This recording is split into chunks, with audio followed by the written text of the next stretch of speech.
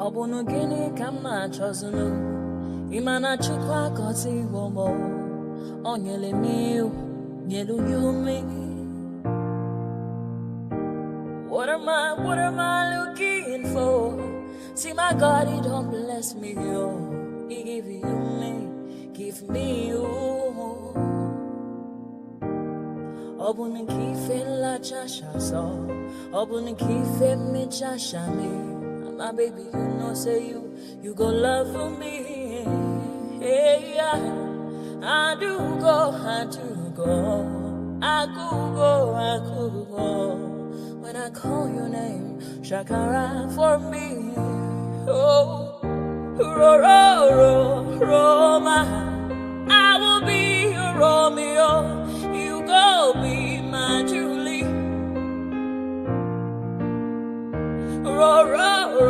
Roma, I will be your Romeo. You go be my Julia. Oh, give me your love and I'll go run away. Show me your love and I'll go use you play. Carry me, go me, I go follow you way. Follow you, they go. Maka Munagi, me and you. Okwa Munagi, my baby and me and you. Me and you, Aqua Monagi, my baby. Obuzi kife la chasha so, Obuni kife la chasha me. My baby, you know, say you go love me. I do go. I could go. When I call your name, Shakara for me. Oh, Roma, I will be your Romeo. You go be my Julie. Yeah, Roma, I will be your Romeo.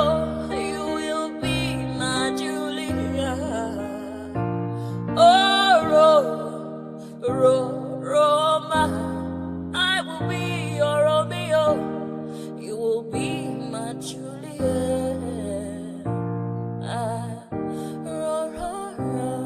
Roma, I will be your Romeo. You will be my Juliet.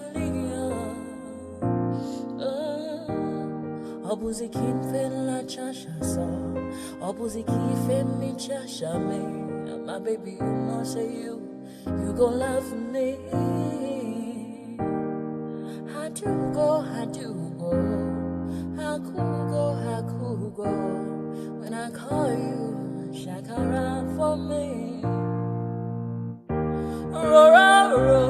Roma, I will be your Romeo. You will be my Julia.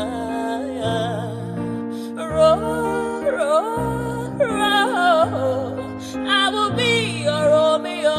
You will be my Julia. Oh, yeah.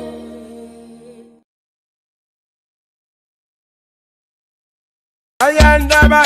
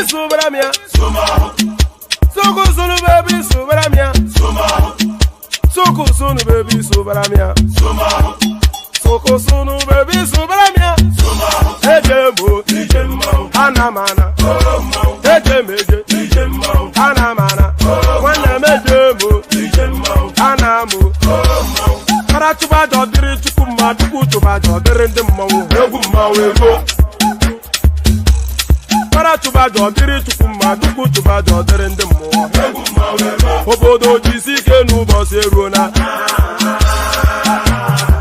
oyibo. It's everyone,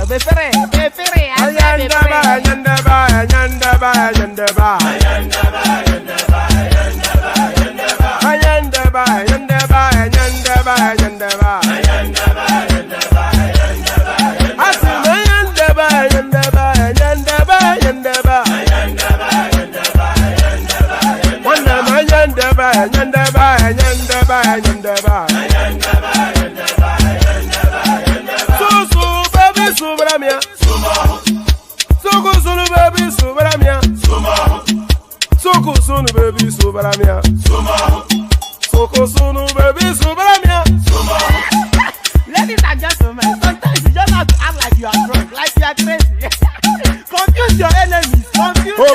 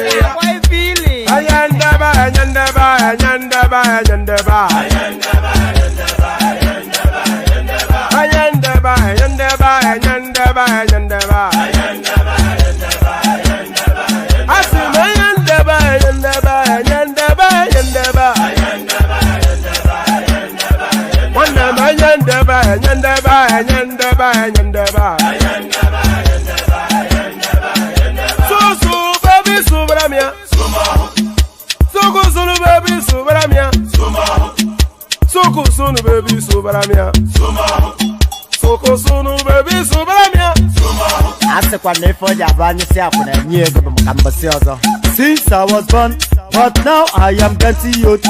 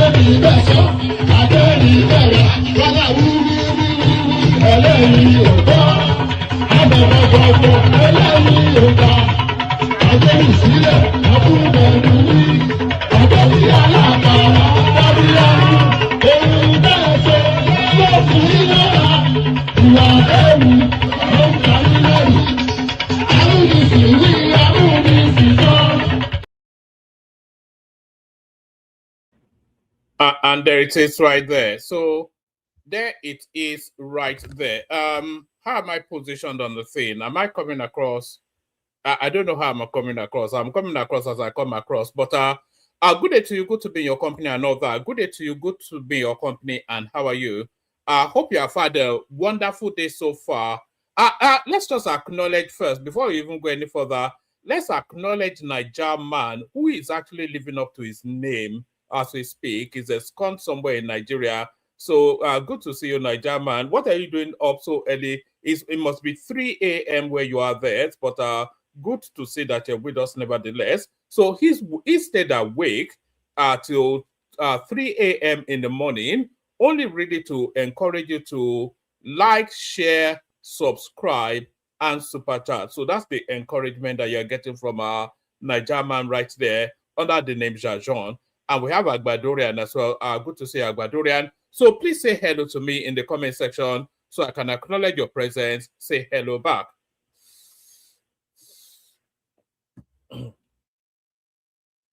Pardon me. So yes, say hello. Yes, good day to you and all that. The protocol remains the same, just exactly as it's been described by Nigerian man right there. Click on the like button as he's encouraging you to do that. Click on subscribe if you're not already subscribed. Please do that. Share the links as widely as you can. And then at your discretion, super chat. I encourage you to super chat, but I'm not pushing you so hard on that. I am pushing you, but not that hard. But what I am pushing you on is the likes and the subscribes and the sharing, of course. So those are so important. Please do them if you haven't done them already. My throat is completely dry for whatever reason. Maybe I've drank too much alcohol in the course of the day. So you'll see me going through a lot of water. Yes, what was I saying? Yeah, so there's not that much going on in the news cycle, but we will be going through this particular storyline. It's a gift that just keeps on giving, the IPOB space. You know, if there was ever a space that captures the phrase from the sublime to the ridiculous, is the IPOB space. Without equivocation, there is no refutation. It's categorically so.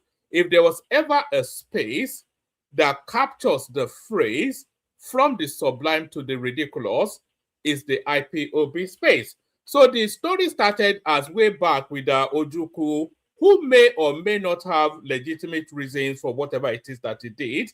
But when that Ogechukwu space ran its full cycle, Ogechukwu came out and told us then that, look, this thing has run its full cycle, and then we no longer need it now. We have to battle for our space within this country. So Ogechukwu said severally before his death that the Biafra narrative has run its course, and the Southeastern people are Nigerians, and they should fight for their space within that space.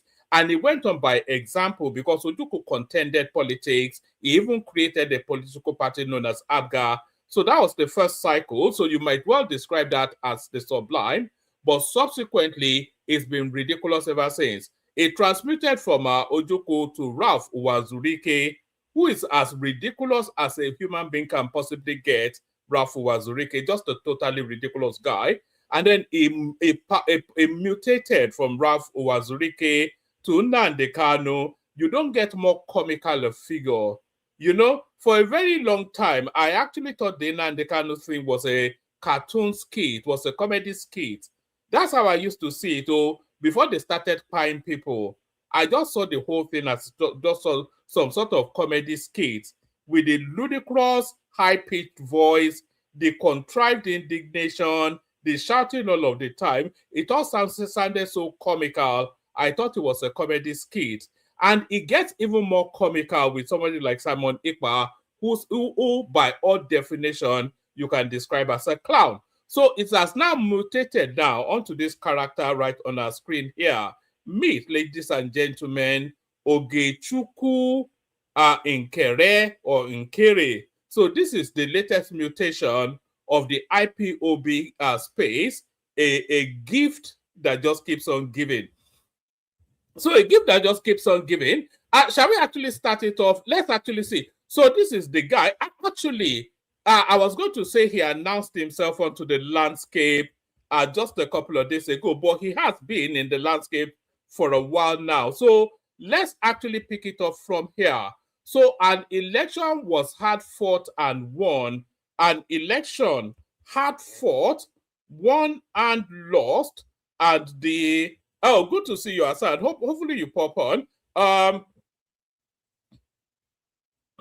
So pardon me, an election was hard fought, lost and won, and the winner, well, Ogechukwu Nkere, BRGIE, Brigade, they call themselves, elects Ogechukwu Nkere as Prime Minister, replaces Simon Ekpa. So this is it now. They even have an Oyibo person there to give it some sort of legitimacy. You know how black people think that legitimacy is conferred once a white person is there. So they've even co-opted, commissioned some Oyibo person to make it look somewhat speak and span. Brigi elects Ogechukwu Nkere as Prime Minister, replaces Simon Ekpa. Right, the Biafran Republic government in exile, Brigi, has elected Ogechukwu Nkere as its new prime minister, replacing Simon Ekpa.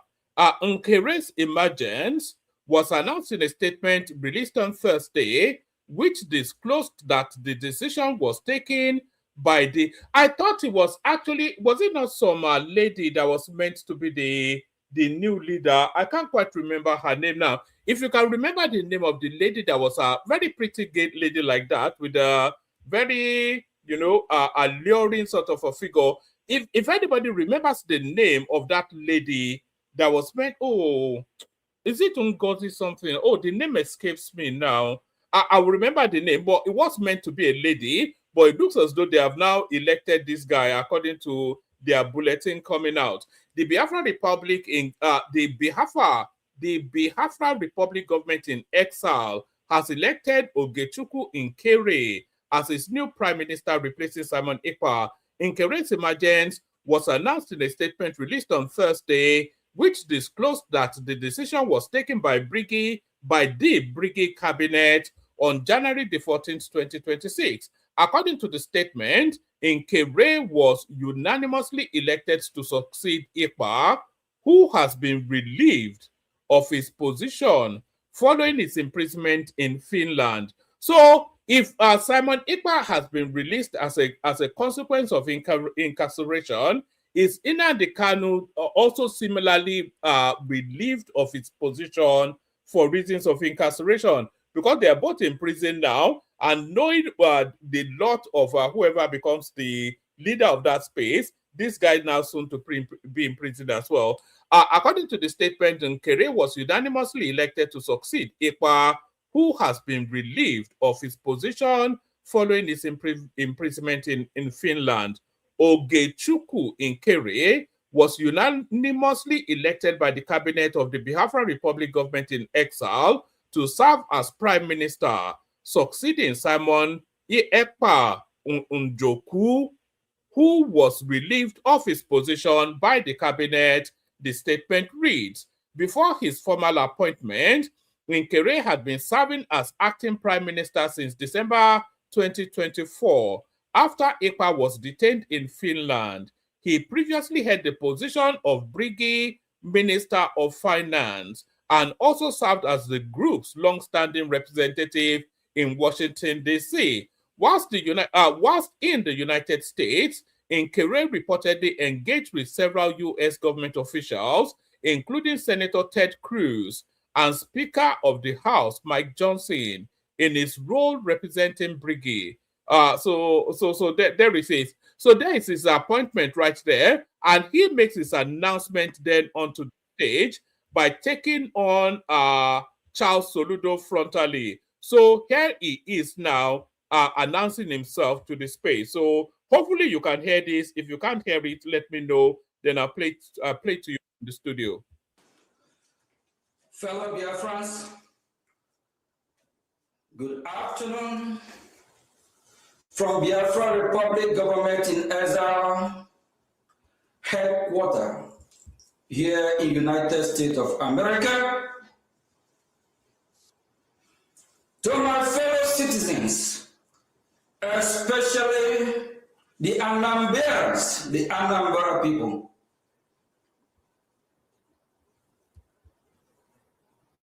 What is happening in Onitsha today is by the action of a man called Soludo, illegitimate governor, parading himself as the governor of the people, who is ruling against the will of the people.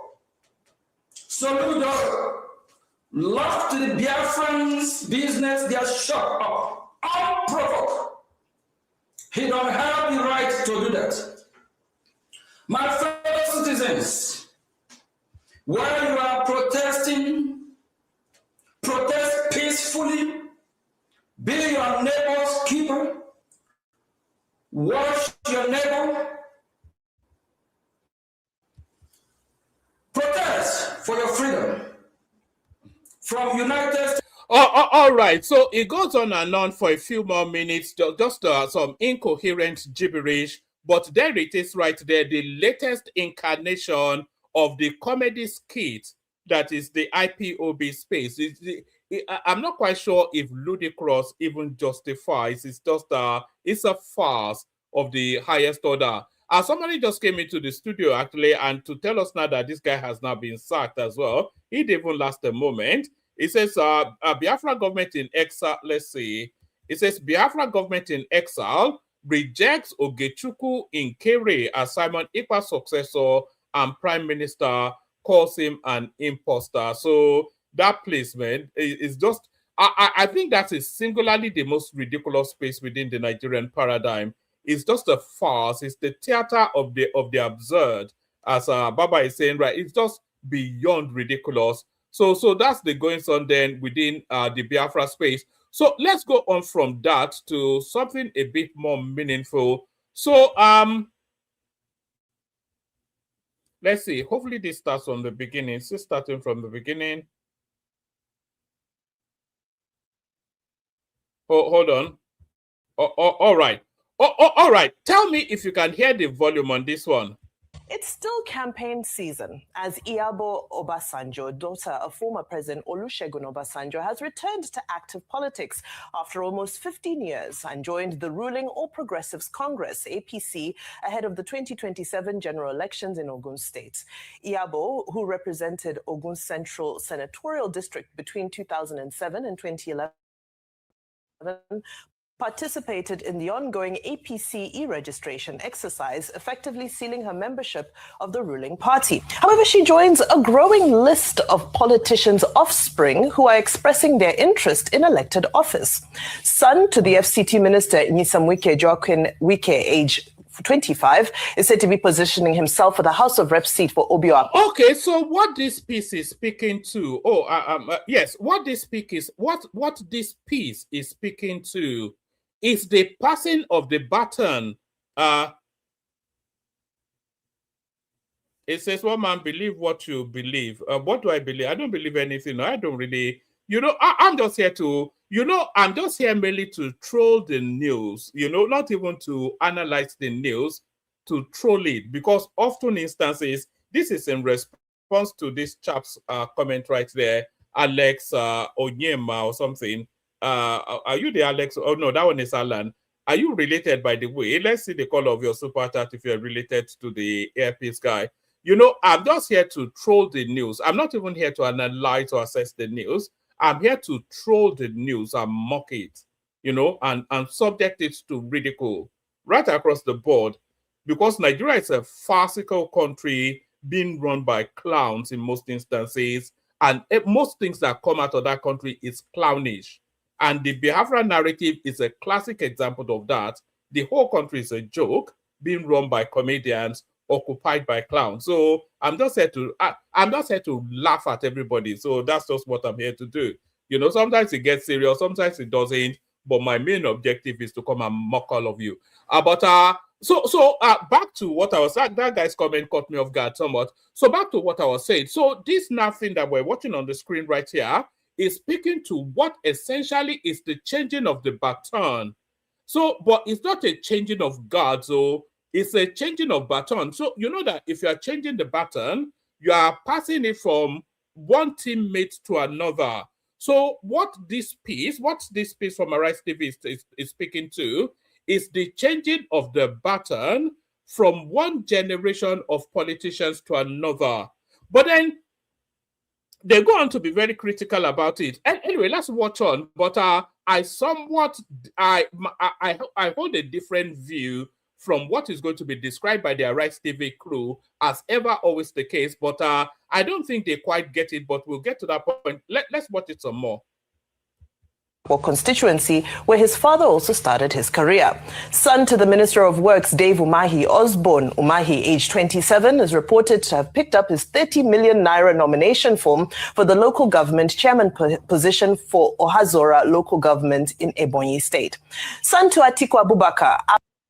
Actually, before it goes on, let me just add this.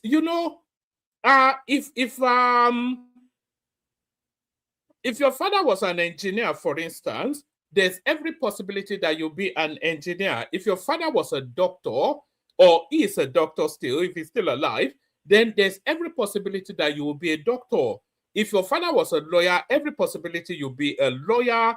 If your brother was a roadside mechanic, every possibility you will be a roadside mechanic.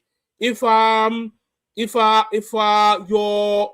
mother was a clothes seller in Balogun Market, Lagos, then there's every possibility that you will be a clothes seller in Balogun Market, Lagos. So these politicians now, good to see you, Just Traveling Man.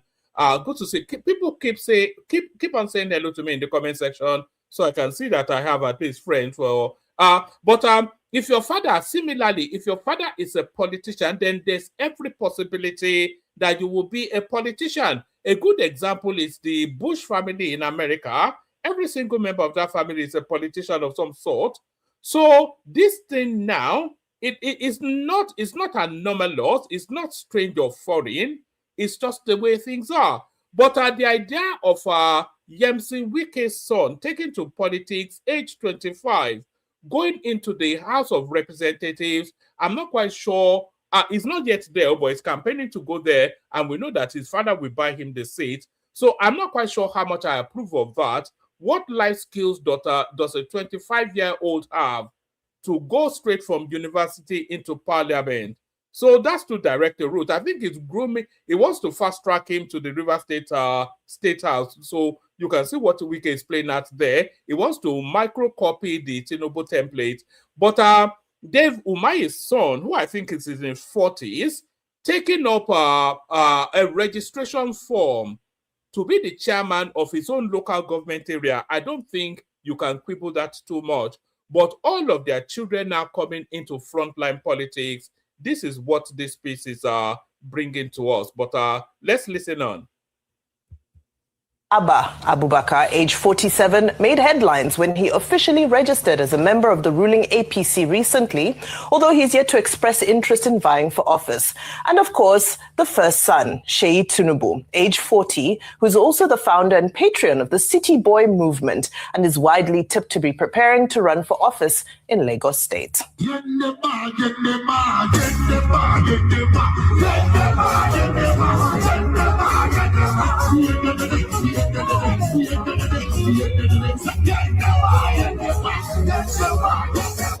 You know, Yemisi Wike stands alone as my favorite politician in Nigeria. It's just such a cool, it's somebody you want to be friends with. Do you get what I mean? It's such a cool dude. He's very stylish, very, you know, he's a guy, he's a dude, isn't he? So Yemisi Wike by far and away my favorite, just as a person, human being. I like his wit, I like his humor, I like his banter, I just like his courage, the way he presents himself.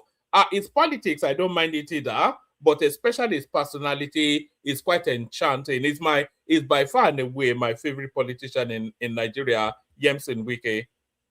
We implement mechanized farming, and we will work with professionals to ensure that the agricultural section of the local government is properly equipped and developed. Today, this journey that we're on, by the grace of God, we are going to go very far. All what the people here, your leaders have said today is true. And by the grace of God, God will help us to accomplish it. But they keep coming for me. They keep coming for my family. They keep coming for your father. They keep coming for Ashwaju, Bola, Ahmed, Tinubu, the greatest president in the history of Nigeria. The only president that has carried your people up from when he was governor to when he became president. The only president that considered youth and student loans. Well, it looks like the next generation of politics is being shaped right before our eyes, Rufai. Yes, it's the continuation of hegemonic privilege, and it happens in every society. And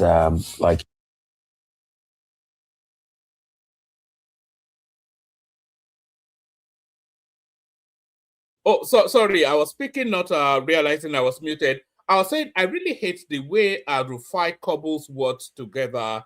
He thinks that it makes him sound clever, saying things like hegemonic privilege and all this highfalutin that he likes to pollute. You know, there is a succession. It's exactly like I've just said. It's not a prince succeeds a king. You know, a lawyer succeeds his lawyer father. We've already gone through that sequence. So it is not beyond the realms of how things sequence in life for the children of politicians to take to politics. So what does it even mean, hegemonic privilege? Just random words cobbled together. you know, these are names of top politicians one way or the other, they've put in their children. The President Obasanjo, son, by the way, Yabo Obasanjo Bello served as a senator, you know, at some point. No, that was Yabo Obasanjo now, because then she was Yabo Obasanjo Bello, if my memory serves me right. She was a senator then. So the list goes on. I think Ibori's daughter also serves in the House of Reps, El Rufai. The list goes on, you know. And it's not going to end, except the people are determined to have a fair system that works for all. Name politics, even in the biggest economies like America, you have the Kennedys, you have the Bushes and all of that. Name politics gets a big leverage. But when you look at it, in this context in Nigeria, name politics in a country where people are struggling to pay kidnappers for ransom, in a country where 177 people have been kidnapped, nobody has been able to bring them home. We just report all of this. In a country that has largely failed. All right. So what is the correlation? What's the correlation? How does what he's saying correlate with the topic of discussion? How does the fact that Dave Umahi's son wants to be the chairman of his local government, how does that correlate with Nigeria's insecurity problem or crimes in the country? What's the correlation there? Is it his contention that they have to solve all of the problems of the country first in order then for them to encourage their it doesn't cohere, there's no coherence, there's no logical consistency between those two spaces. Their children succeeding them in politics, it has no bearing on the state of the country as it is at the moment, you know. So and you anyway, it's just I cannot abide that Rufai guy. It's probably singularly the most ludicrous. I can't say journalist. It's a shock joke. Do you remember an American DJ called Howard Stern? It reminds me very much of Howard Stern. It just says outlandish things to rile people up. That's just what Rufai does. It just says outlandish things to rile people up. It's the people. So when you ask them, why are they putting their children in there? It's just because they want their children to control the hegemony. And it's a control. Go back in history since 1960. Some families have started leading the country. They pass on to other families. Every year, a new family gets into the hegemony. And it's just a matter of time. But all of this is at the expense of the poorest of the poor. So how do we change it? We need to have a balancing. I think. Oh, so how is it at, you know, I cannot just, you know, it scrambles my brain sometimes when I hear some of these things. How is it at the expense of the poorest of the poor? Just, you know, let's apply our brains. Let's all engage in a brain exercise for the moment.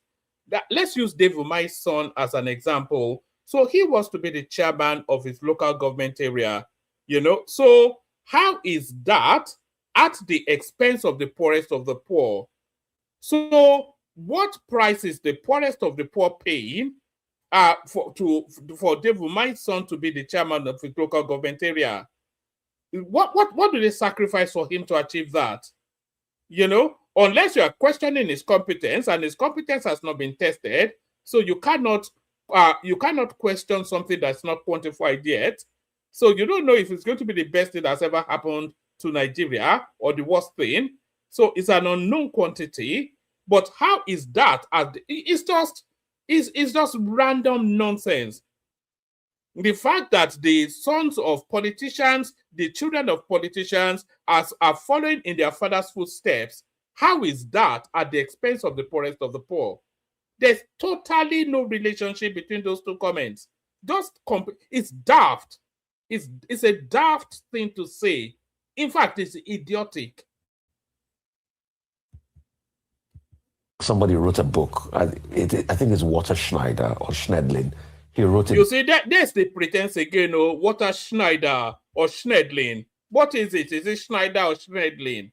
Because there are two different people, though. You know, just tapa. Do you remember when he used to try to quote European philosophers? According to Russell Boucault, according to Jürgen Habermas, according to Confucius. You're an idiot now.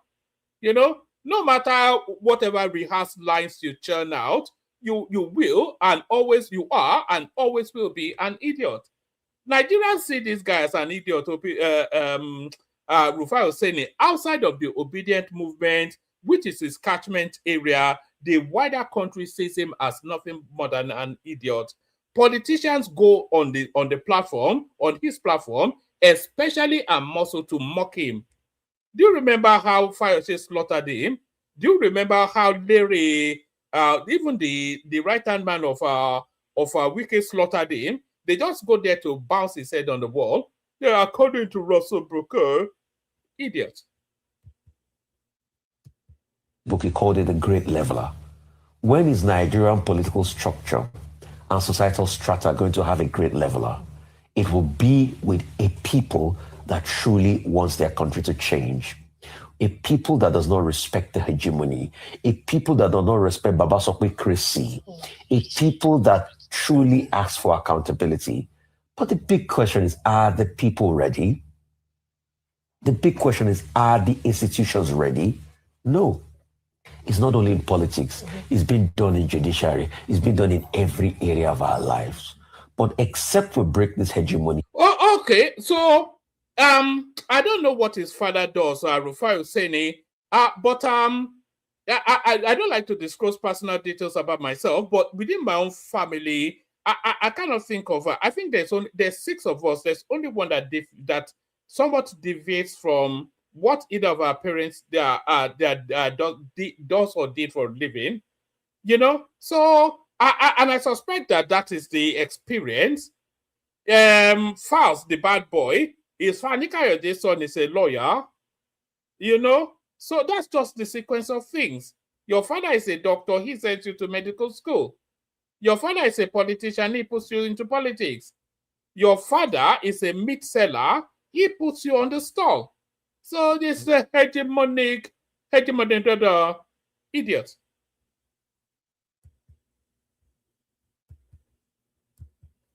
Or we limit it, Nigeria will never move forward. These people will say, because their fathers have served Nigeria, they too must serve Nigeria. So the colonization continues, the internal colonization, and Vimba is never going to stop. So, can I just give a quote by activist Aisha Yusuf that I think is very powerful and relevant to this story, which is that we're looking forward to a Nigeria where... This is how low we have sunk in that country now. If you've ever heard the phrase, scraping the bottom of the barrel, if you've ever, this is one of the premier news platforms in Nigeria, by the way, Arise TV. They have even international presenters there. This Wimbai, she's a Zimbabwean, and the quotation, there's Wole Soyinka in that country, Wole Soyinka, there's Femi Falana.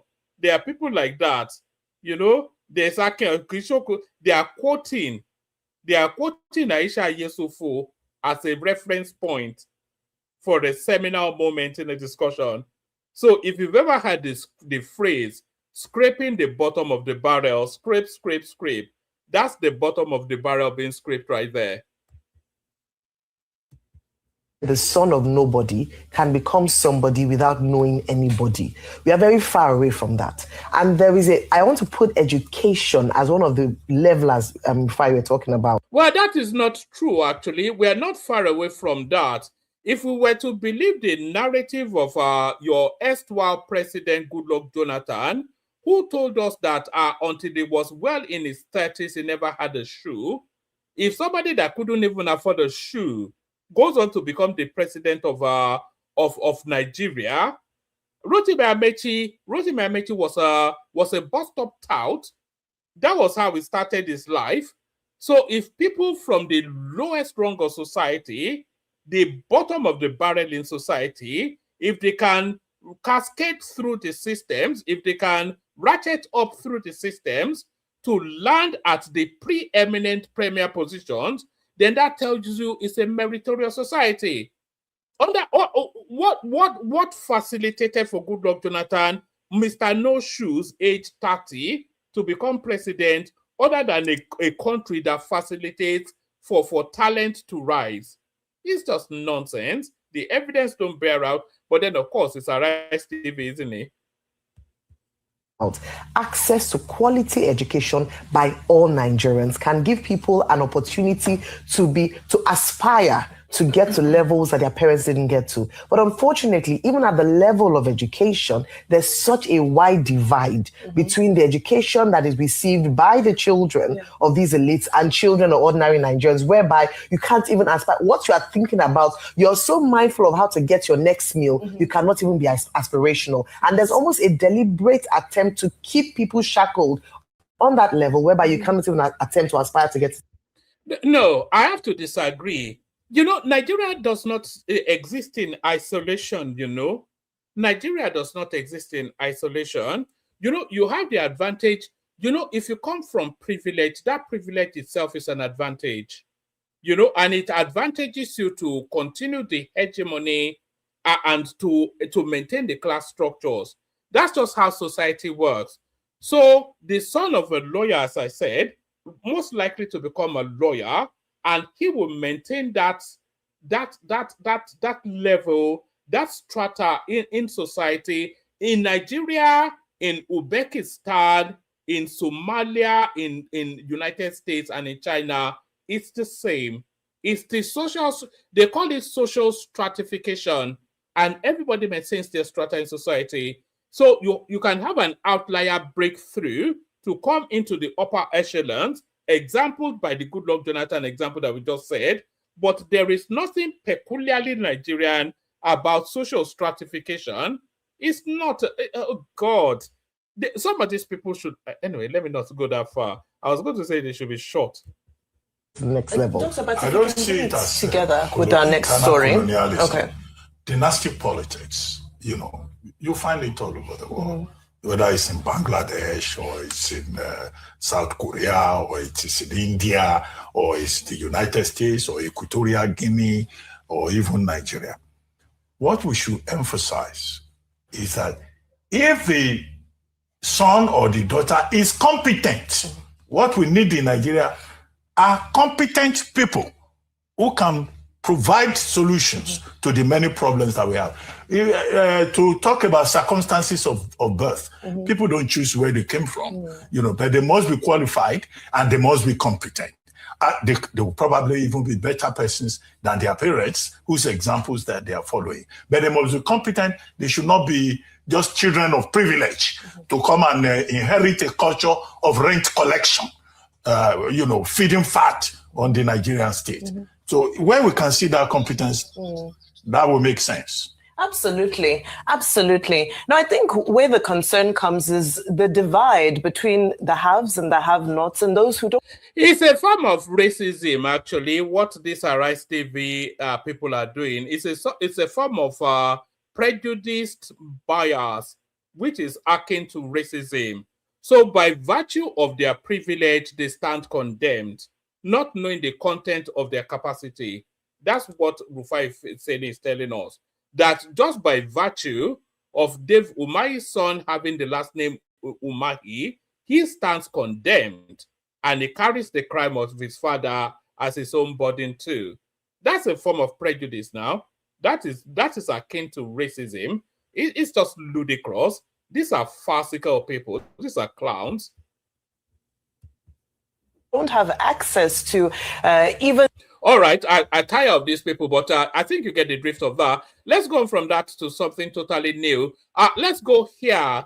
I am still in Labour Party, but nobody knows tomorrow. So, yes, we already know that he's still in Labour Party by virtue of the fact that he has not announced that he has left the Labour Party. But the intrigue, the curiosity, the little teaser is that nobody knows tomorrow. So, I'll be alarmed. I won't be alarmed though, but I'll be surprised if Alex Otti follows through with Labour Party into the next cycle of elections. I am still in Labour Party, but nobody knows tomorrow. Alex Otti. The Abia State Governor Alex Otti has said. The Abia State Governor Alex Otti has said he's still in the Labour Party, adding, however, that nobody knows tomorrow. Otti stated this on Thursday whilst fielding questions during the January 2026 edition of his monthly media interaction, stating, "We are on the right side. We have maintained that." Also, is speaking actually to the court sacking Abure and putting that Miss Usman, is it Namani Usman or something? That's the new lead person of the Labour Party. So I think that's what he's speaking to. The Abia State Governor, and by the way, please, can people please push up our numbers just a little bit? We need new subscribers. We need the likes as well. Let me put up, we actually need 18 new subscribers today just to tip us over a particular threshold. So 18, so be the first one or the second one, or yes, certainly be one of the 18. So we need 18 new subscribers to tip us over a particular threshold. So be one of those. Let me just let me highlight it there so you can see. Yeah, so feel encouraged to do that. Like and subscribe. If you're not already subscribed, please do. And whilst you're subscribing, click on the like button as well. I am still in the, I'll go very quickly through it this time. I am still in the Labour Party, but nobody knows tomorrow. This is attribution to OTA. The Abia State Governor, Alex Oti, has said he's still in the Labour Party, adding, however, that nobody knows tomorrow. Oti stated this on Thursday whilst fielding questions during the January 2026 edition of his monthly media interaction, stating, "We are on the right side. We have maintained that Abure's tenure has expired, and we went to court, which affirmed that. So the court judgment confirmed actually that his tenure has expired and advised people to obey court decisions to save the courts from unnecessary trouble. We are not in election period. If election comes, we will still run under Labour Party, but nobody knows tomorrow. But today, I am still in the Labour Party." So that sounds like a goodbye note to me. If they say you have to read the room, they say you have to read between the lines. You don't even have to read between the lines in this one. I think it's quite clear what he's saying. We are not in election period. If election comes, we will still run under Labour, but nobody knows tomorrow. But today, I am still in Labour. Sorry, pardon me, I need a bit of water. On plans by former governors to sue him for not living in the state government house. Sorry, what compels him to live in the state government house? You know, they have this tradition in this is it in especially Anambra State? They will go and live in their own personal house, and then they will have the state fix up that house to make it palatial. Peter Obi did it during this tenure, and it looks as though Alex Oti is doing the same thing. If he's not living in the state house, then he's living in his own personal house, and the state has to provide all of the security insulations, high fence, you know, whatever it is that they need. They'll build the house around the security requirements for the state governor to live there. And then after it stops being the state governor, he keeps everything that they've built. That was the scam that will be run in Anambra State. And it looks as though Alex Oti might be running the same scam in Abia State. On plans by former governors to sue him for not living in the state government house, the governor said he is ready to be sued in any law court for operating from his Mvosi in something local government country home instead of the state government house, stating that his lawyers are waiting. So it pivots into the local politics of that space. But that's Alex Oti right there telling us that it sounds like a goodbye note to the Labour Party to me. So the guy that was going to shoot up Tinubu and become the head of state or military president of Nigeria, meet him. His name is Colonel Maaji. Colonel Maaji. Did we have his? I think I have his picture in one of the. I think you need to see what this guy looks like. Oh, have I dropped the one with his picture? I think I may well have. Yes. Oh God. And I wanted. Oh yeah, there he is. So I've not dropped the one with this picture, no. So hopefully you can see him there. Let me remove. So people, please, I want those super, not the super chats. I want the super chats, but please push up the likes and subscribes. We need 18 new subscribers, as you can see. Just help us with that and click on like as well. Let me remove that from the screen so you can see what could have been your new president had things gone his way. So this is the guy that was going to shoot Tinubu up and declare himself president. Look at that. Can you imagine that? That would have been, I think Abacha actually had also similar tribal marks. I'm not quite sure if they are of the same stock, but this is the guy. It looks like a beggar. That's the thing. That's the one thing that struck me when I saw his image for the first time. It looks like some Babiala sort of a Boki that you see in the Ring Road in Ibadan. So there he is right there. M.A. Maji, Nigerian. Colonel Maji, the alleged architect of Nigeria's failed coup plot. So let's get to meet him. Mohammed Maji, a colonel in the Nigerian army, has been identified by military investigators as the major leader of the botched coup plot against President Bola Tinubu's administration. Apart from being the alleged architect of the coup, the infantry officer is believed by investigators to have bankrolled the process. In September 2025, the military authorities started arresting senior officers suspected of involvement in the coup, including Mr. Maji. By early October of that year, 16 officers had been arrested and detained in connection with the coup plot. Initially, military authorities were reluctant to admit the coup plot, claiming that the officers were being investigated for indiscipline and breach of service regulations. President Tinubu later sacked service chiefs, retaining only Olufemi Oluyede and Emmanuel something or the other. Whilst Mr. Oluyede, formerly the chief of army staff, was appointed as the chief of defense staff, succeeding Christopher Musa, Mr. Udeadenye. On Dian Deye, sorry, apologies, I'm very poor with names, retained his position as Chief of Defense Intelligence. However, amidst the tension of Christian genocide claims by the United States President Donald Trump, Mr. Musa was called back and appointed as Minister of Defense. He replaced Mohamedou Badaru, who said he resigned on health grounds. 2 months later,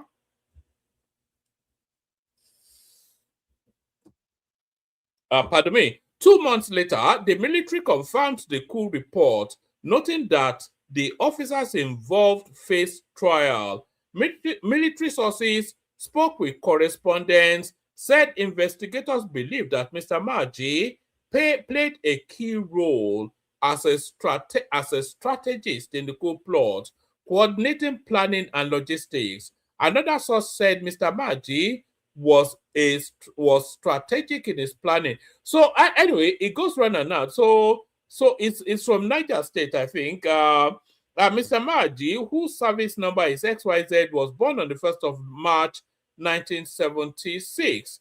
A Nupe native from Idati, local government area of Niger State. He began his military training, etc. So it goes on through his history. So essentially, this would have been your president. That's the upshot of it. You know, they were actually saying that they were actually planning the coup for the inauguration day. As Buhari was handed over, they were just going to shoot. Yes, let me bring it to you from here. It says exclusive. Suspected coup plotters are planned to truncate Buhari's handing over to Tinubu. So that was the moment that they were going to strike. Actually, they weren't even happy for Tinubu to be president for a moment.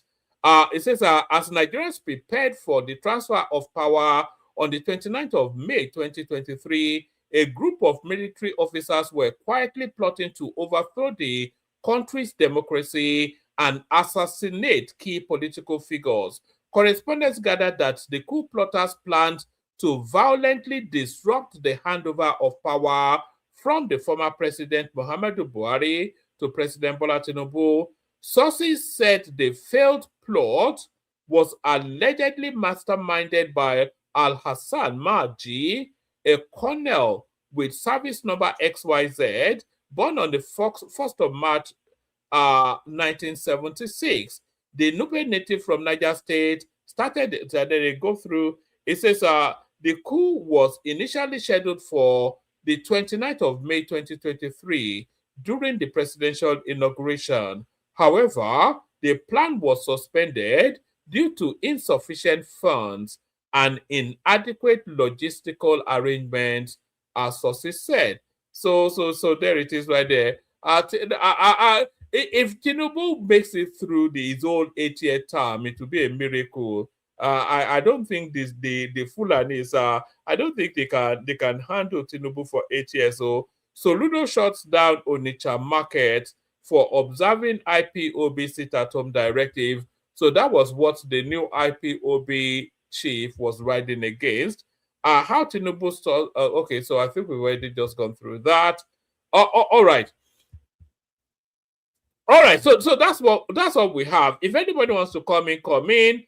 I'll send the link into the comment section. If you want to share thoughts about this or any other topic of your choosing, then just come in. And whilst you're doing that, please make sure you're liking and subscribing and all that funky stuff.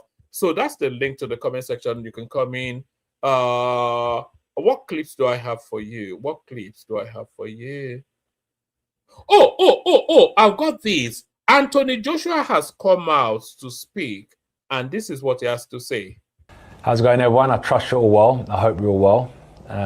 So, I'm here in front of a camera. Unfortunately, I'm not speaking to all of you people live. If you know my character, I'll much prefer to do that, but there's what I want, and then there's reality. So this is the best way I could reach out to all of you far and wide, worldwide, who are showing so much love, care, support through that tragic, traumatic time where we lost Lats and Sina in Nigeria. Look, the last time I spoke to you guys was in Miami. You know, we had so many plans to wrap up 2025, and we were on a mission. We went back home, went to see our families, and everything just got flipped upside on its head. And yeah, it's God's the best planner. We can't plan. We can plan to the best of our capabilities, but you know, that was such an unforeseen circumstance that was out of all of our controls. And not only did I not even want to talk about myself, not only did their parents, their uncles, their cousins, their friends, and myself lose like two great men. We lost people that we dearly care about and have been like major players in all of our lives, major players in all of our lives. It's tough, it's really tough. Like, I'm not gonna sit here and show all of my emotions. I know in today's day and age, it's easy to microanalyze people and, you know, pass judgment, but, you know, I know what I feel, and that's all that matters to me. I know what my duty is.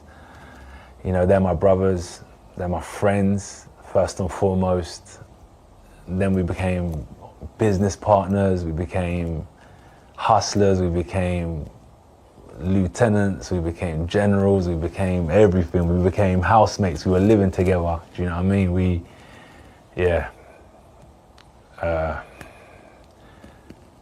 So yeah, it's a shame.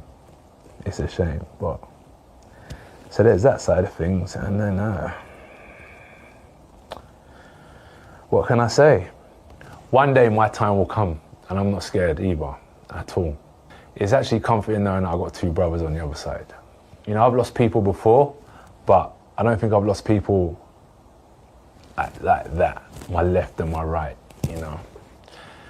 Throughout this like journey that I've been on, You know, they've been, it's not easy, but they've been, I didn't even realize that I'm the big guy, you know what I mean? But I was walking with giants, man, that kept me protected, kept me shielded. But the mission must go on. I understand my duty. I understand, like, what they wanted to do for their families. So what my goal is to continue to help them achieve their goals.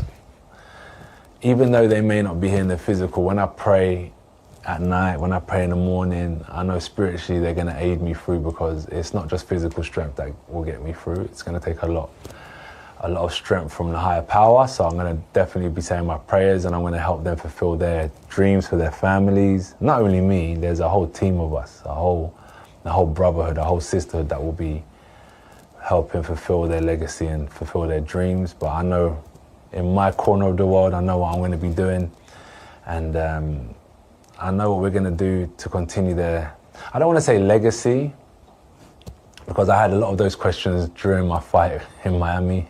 How does this affect your legacy, legacy? It ain't about legacy, it's just doing what's right. And I know I'm going to do what's right for them. I know what I got to do. So yeah, I'm going to do what's right by them. I'm going to do what's right by their family. It's about what's important to me. And they were very important players, very important team members, very important friends, and two of my brothers. So yeah, I don't think I mentioned the love and appreciation. It's all acknowledged by me, by them, by their families. 100% we acknowledged the thousands and then maybe going into millions around the world that showed so much love to them both. I still can't get my head around, like, just my two friends, yeah, how popular, like, that's mad to me, because we just grew up, like, together, and then I'm like, wow, how, you know? Because I've known them as my friends, but they've built such strong characters over the years. So they must have really spent time working on themselves and bettering themselves and becoming the men they were today. And I'm sure their parents 100% are proud of them, because I am. So yeah, I just want to say thank you. We heard, we saw the messages, the tweets, the social media, the YouTubes, the prayers. It's all been acknowledged. So yeah, we know what we're going to do. Mama Lats, Mama Sina, Papa Lats, Papa Sina, one love. You know, out here representing. This message is not only on behalf of me, this is on behalf of their families. We appreciate you so much. Thank you for the love worldwide. Continue, don't let it stop. And for anyone out there that's lost a son, a brother, one love to you, like, yeah. From us to you, we're sending that love straight back. And what more can I say? Thank you. So there it is right there. I wonder what relevance the 6 minute 6 second is. So that was Anthony Joshua coming to speak to what happened in Nigeria over the December period. I'm not quite sure. You know, I don't think he should have come out this early, but what do I know? I think it's too early for him to come out.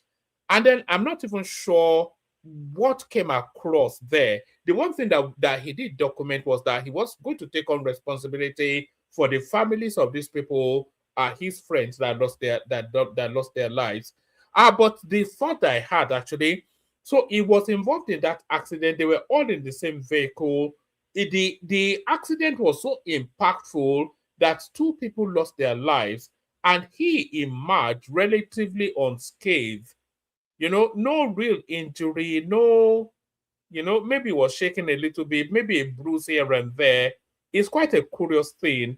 But I'm not quite sure why he came out or even what he was saying, you know, but, you know, so that was Anthony Joshua anyway, coming out to speak, but I thought it was too early for him to have come out, but there he is nevertheless. I'll play the Kegite music and then we'll see if anybody turns up for the conversation. Water, only water, only water, where they see my water.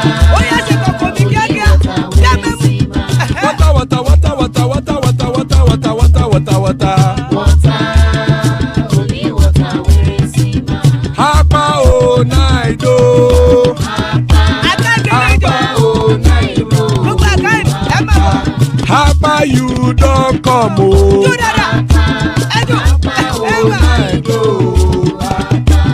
Hapa oh night oh.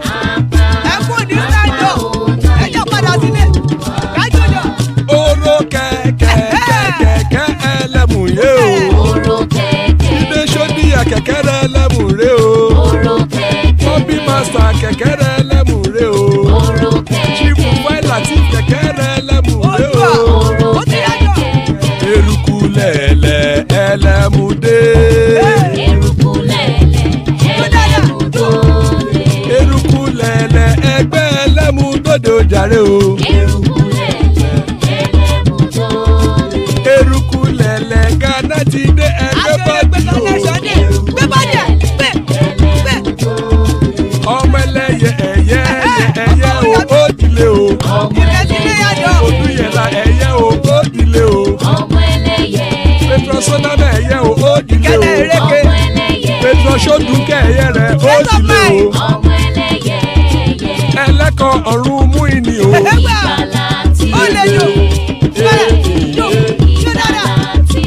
Àkùkọ ọ̀run mẹ́kọ̀.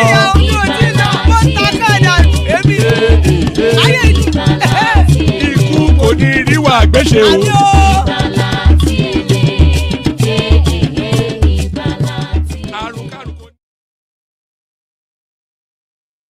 And there it is right there. Ikú kò ní ríwà gbéṣe, may death have nothing to do with us. Joining us, AY. Hopefully he's there. Otherwise, we have an early night. AY. Kí ló ń ṣẹlẹ̀? Báwo ni? Hey, one man. Ọ̀gá kwata. You are trying really, oh. Even you are trying, man. I think it should be 2-3 a.m. in your place now. It's exactly 2:53 where I am now. Yeah, that's a lot of stuff. I mean, you used to come in earlier or in the morning time. Yes, the dynamics of my house has changed somewhat. Okay. We used to have somebody that used to help out with the kids, but then employ me now. Let me come to London and be helping you now. Okay, mine should be under your employment, but she had to go back to Nigeria, which then squeezed. It squeezed, the dynamics of us. So until we rebalance it, then of course, the house has to be quiet before I'm able to come out. So, that's why living in Nigeria is good, man. Oh God, oh my God, you don't know the blessing in that country. We just throw it away. you live in Canada. I don't know what your experience is. You probably live a grand life. I'm not suffering in the UK as well. I have to say I'm not suffering. I mean, the US, but I feel imprisoned. Yeah. Like you said, if I was in Nigeria, the whole house will be full. Bro, even for the children to come and give you a hug, it will be impossible. So many people taking care of them. Oh God, this is where we're fighting now. I want to be able to go to that country and live, but I can't, You will not understand, man. In the US, I have a friend that is he's a multi-millionaire in dollars. Like when he's in America, I laugh at him every time. He cook by himself. Sometimes we'll go buy food in one restaurant, we get tired of buying food. Like in Nigeria. Imagine somebody like me, somebody of my build and stature, going to the market to go and be pricing. The woman will look at me funny. Daddy, daddy,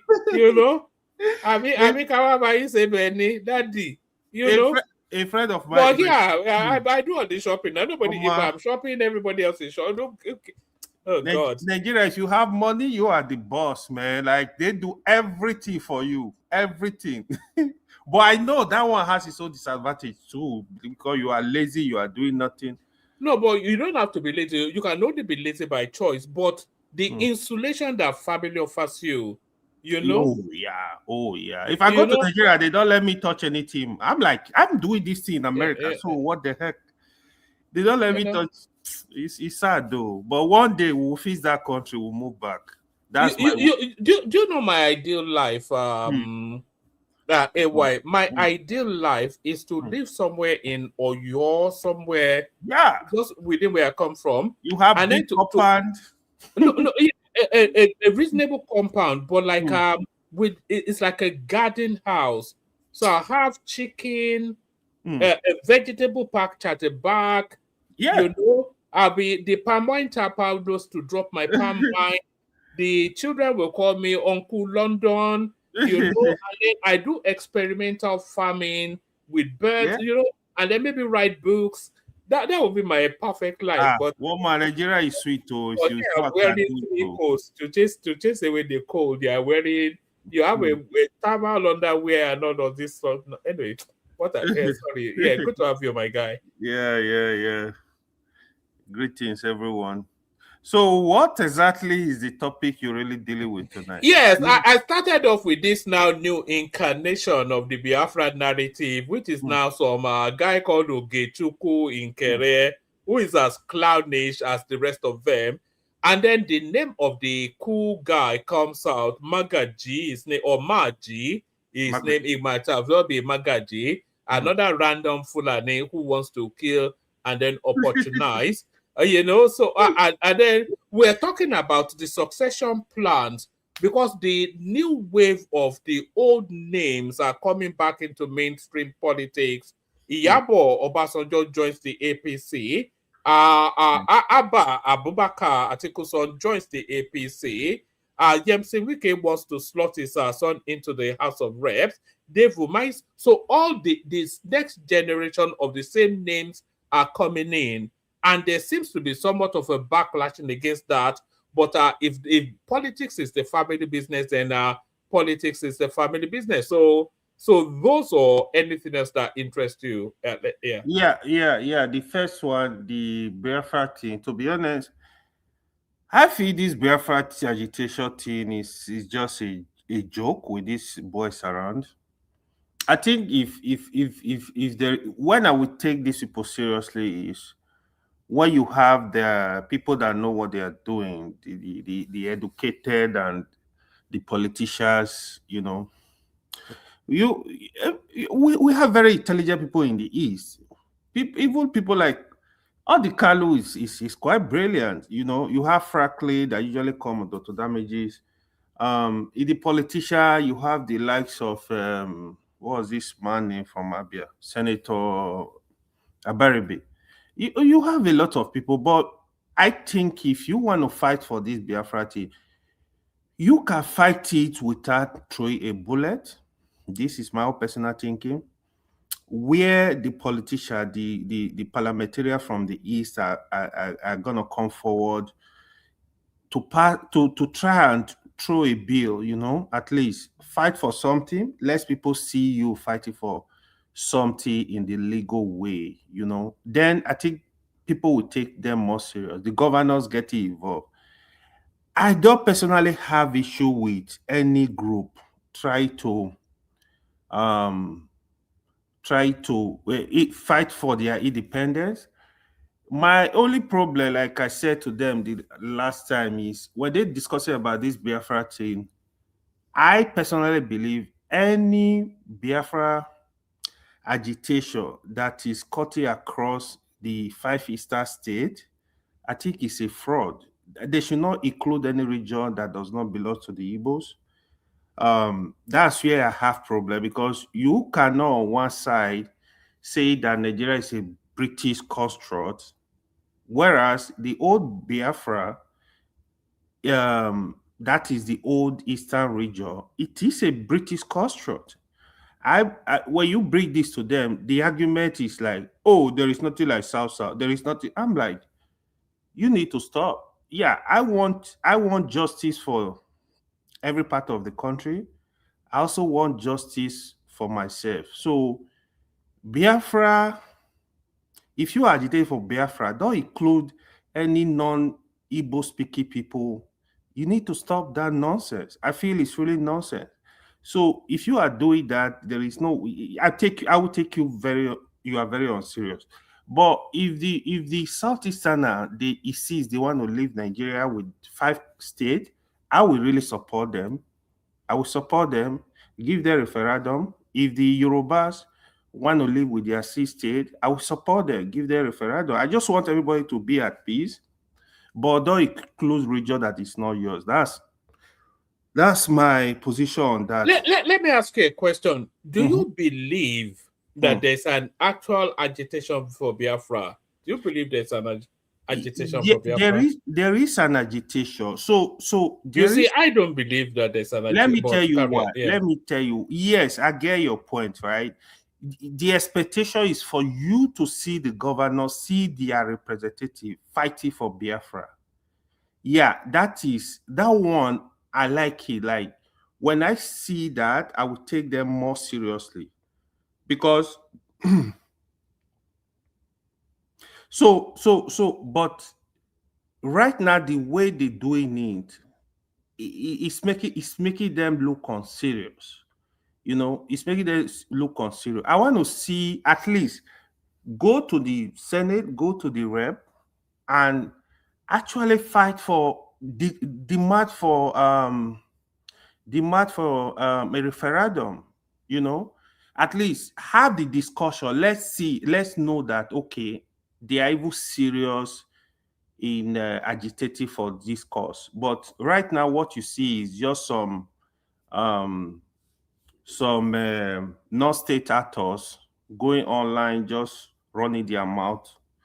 You know, that's what you see. Why? There's a particular phrase that comes out of Warri. That is, I'm not sure if you've ever heard it before. They call it Guy Man. Have you heard it before? Yeah, Guy Man. Yeah, of course. All right. Okay. So you see this whole Biafra thing. I've never for 1 second taken it seriously. If you look at the actors that are agitating, look at Nnamdi Kanu. We know his history now. He was an estate agent selling 2x4 in London, and then he was fighting for northern women. We saw him at the Nigerian embassy in London, and then he wanted a confederation, and then how the money is going is how they bring him in. They float towards that. So Nnamdi Kanu is just a nonsense guy now. But even more nonsensical is Simon Ekpa. Yeah. Who on this planet would look at Simon Ekpa and say that he stands for anything meaningful or something? He's just a chancer now. He's a guy man now. Yeah. So these are just, I can never take it. They're just too, they're just a completely ridiculous bunch. Yeah, they were making money from this agitation. The lack of Simon Ekpa. That is why you see them. They are also fighting for who become the so-called prime minister of Biafra Ineza.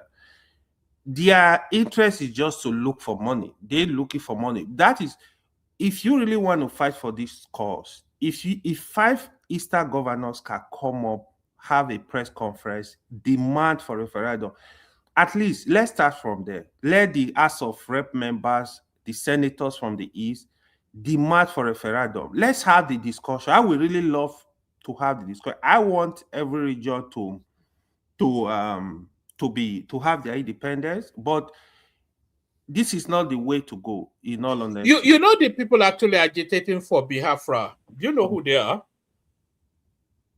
What do you mean they are? Like, they are the from people that are actually agitating for Biafra are the Yorubas. Yoruba nation says because the Yorubas don't want Yoruba nation, they want Biafra. Do you know why? Why? Because they want the Igbos out. They do. They want them out of their region. They want them to get lost and clear off. When you want to have the discussion on Dr. Damages, you see people, they just get emotional, unnecessary, because they will never let you. They don't want to hear anything. They just behave like kids, a lot of them. Because if you really want to have this conversation, right, Nigeria can have conversation. There is nothing wrong with that. I'm telling them, if you really want Nigeria to have peace, you want to really separate Nigeria, you have to break it into 6. First of all, There is no minority group in Nigeria that should be merged with any majority group. Yoruba can go, Igbo can go, Hausa Fulani can go. The minority in the north, let them have their station. The minority in the south, let them have their station. This is my own personal belief. But when they are speaking, you hear stuff like there is nothing like South region is even larger than your region. They have 6 states in the South. So I'm telling them, I just believe they just behave like kids most time on that spot. You see, okay, how can you? I asked them, why are you not doing sit at home in Rivers? Go to Rivers, go to Delta, go to Edo, go and do sit at home and see if they will not slaughter you. So it doesn't make sense to me. I think Woman, if can they I ask want you a to, question? Can I ask you and your guest a question? Yeah, there are only 4 of us here now. If you're my guest, so is it why now? You know him, is your friend. Go ahead. Yes. Yeah. So first of all, that's rational mind. Rational mind. Mm-hmm. So you one man, yes. So to you one man, who are these Yorubas that said that you just concoct on your own? I don't know where you get into something. Who are these Yorubas that wanted the Igbos out, that wanted them to have their Biafra? Who are these Yorubas? That's for you. And then our friend, you're talking about the Biafrans, the IPOBs. They seem to be like wanting to get lands not formally part that was not once part of their lands. Now, according to the 1960 map, before the whole crap that came in with the military, what was the size of that region before the military created the 12 states? What was the size? Okay. Now, hold on. Who are these ethnic groups that are non-Igbos, but that were part of the old Eastern region? So that's the question I want to ask you. Okay, so I'm going to. First of all, answer that question for me. Then your guest can answer the second question, please. It's not a guest any more than you are. It's one of the stakeholders of the platform. It's OG. Look, rational mind. I look. We all know. If we want to do a poll, actually, I think you'll find overwhelmingly the Yorubas are fed up with the excesses that they're getting from their southeastern cousins, and they're calling time on their welcomeness in Yoruba land. Who are these And Yorubas? if you're on the social media, it's quite clear and glaring. No, I'm asking you, who are these Yorubas you're talking about? Who are these Yorubas you're talking about? The middle class Yorubas, which is the most worrying. Middle what? The middle class Yorubas. Oh, come on, what man? It's okay. Let me just let you it's all over social media. I think everybody has picked it up. You may not have, social media, but everybody has picked it up. You see. Okay, let me let the AY flow. Okay, let me help you. Let me help you with that. One more, please. Give me some minutes. So, in Nigeria, right? The first thing British did was the joining the North and the South together. That was the first thing. That was a British construct. Then they divided the South into 2. Attaching minority, what you call the Bede state, Edo and Delta, to the southwest, to the Yorubas. They attach the other minority, the Ibibio, Efiok, Ijo, and to the southeast. So the old southeast was a British construct. The only region Nigeria ever created was the Midwest. So now the agitation of the IPOB and the Biafra, for example, is that Nigeria was put together by the British. So we need to go. You need to give us our country. But you are okay.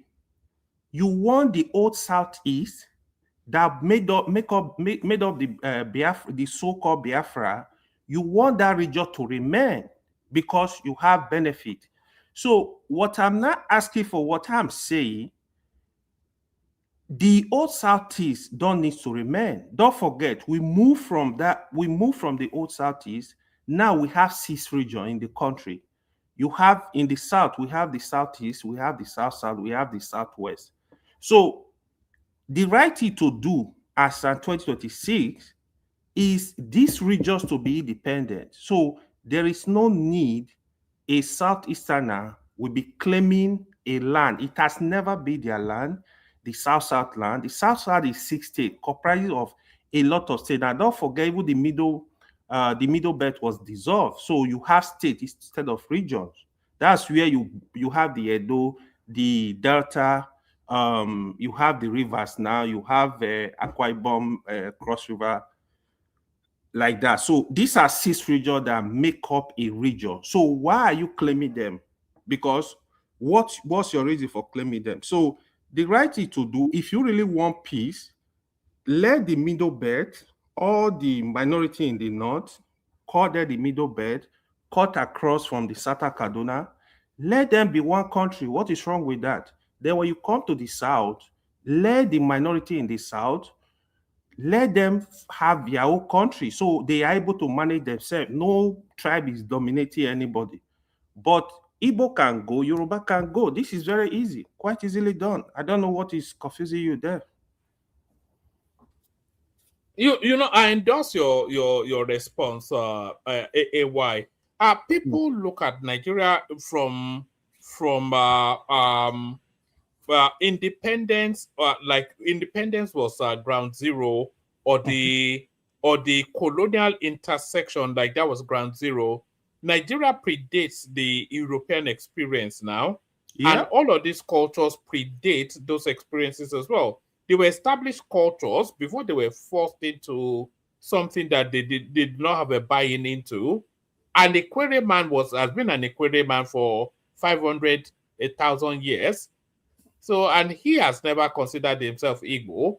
So the fact that the Europeans created a region just don't then make them Igbo. These people want to claim Ondo, they want to claim Benue. Yeah. Because maybe they even want to claim, maybe they want to claim Oyo-Alaafin, I don't know. Man, let me tell you the truth. Let me tell you. If there is any region that can lay claim to a place, it's supposed to be Yoruba. Because if you look at Kwara, there is no reason why Kwara should be in the north. Even based on the demography, there is no reason why Kwara should be in the north. Kwara should be a Yoruba state. You don't get to hear Yoruba claiming those regions.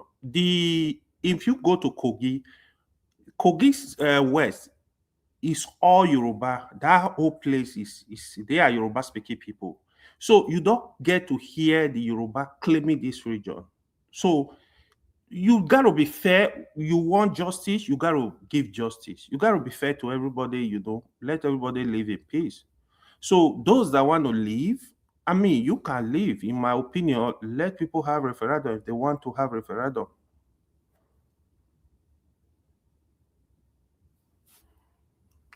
Yeah, that's all right, brilliant. Do you want to take us to this space then of the succession plans of politicians and their children? Yeah, that will always happen. Actually, you are just noticing this now. This has been going on in a lot of states, a lot of Nigerian politicians. Their children are in politics. Some couple of them are in House of Rep. Some even try to make their children governors. For example, the former governor of Jigawa State, what's his name? His son contested to be a governor, and one contested to be House of Rep. Actually, they both failed because of the APC that swept across that place.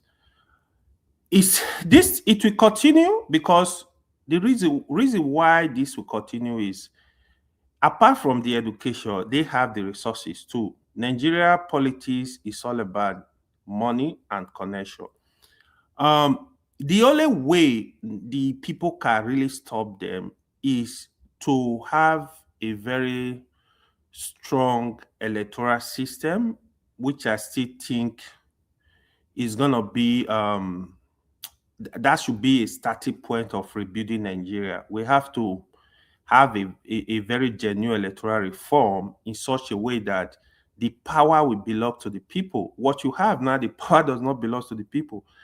These people you are calling, look at Sheyi, even Sheyi want to contest for Lagos State Governor. If they give him ticket, he can win because you don't even have the money to compete with Sheyi. It's few people that will have the money. His father money is there. He's a billionaire.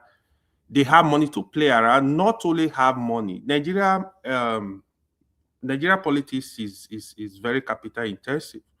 So you need a lot of resources. Not only resources. You that is doing little business here, or you have 9 to 5, or let's say for example you are worth say $500,000. You're not gonna play with your money, man. You're not gonna go play with your money where you know that if you go broke, you are just gonna suffer. Do you know what struck me, AY, in that piece by Rice TV? They were going through the list of all the, and then they got to Dave Umai's son. They said it was he picked up an application to become a local government chairman, which is good. That's a good starting. That's a good start. Yeah. But you know what struck me? They said it was 30 million naira. Oh yeah. God. It's very expensive. So how many? That's just for the application. No, never mind it. So it will cost you maybe 100 million naira to capture a local government chairman slot. Yeah. Because you still have to campaign, you have to do your bribing and all of this sort of incidental, all these expenses. 30 million naira just for a application form. So one man with the local government, right? Sincerely, there is no election. Don't forget about local government. Once the governor approve you as the local government chairman, is done. That collective form is just it's just a show off. That's just the honest truth. This is what is going on with the local government. But that is why I was referring to the electoral system. I want to see a Nigeria where the local government would be independent, the real independent, not this one they are doing. Because even with the court judgment, they are still collecting local government money.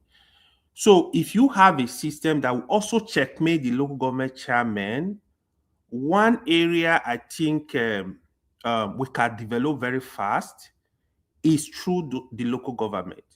If you have a system that is working, I believe you will see people from abroad with experience. They will sacrifice their time, say, you know what, I'm going to local government to contest.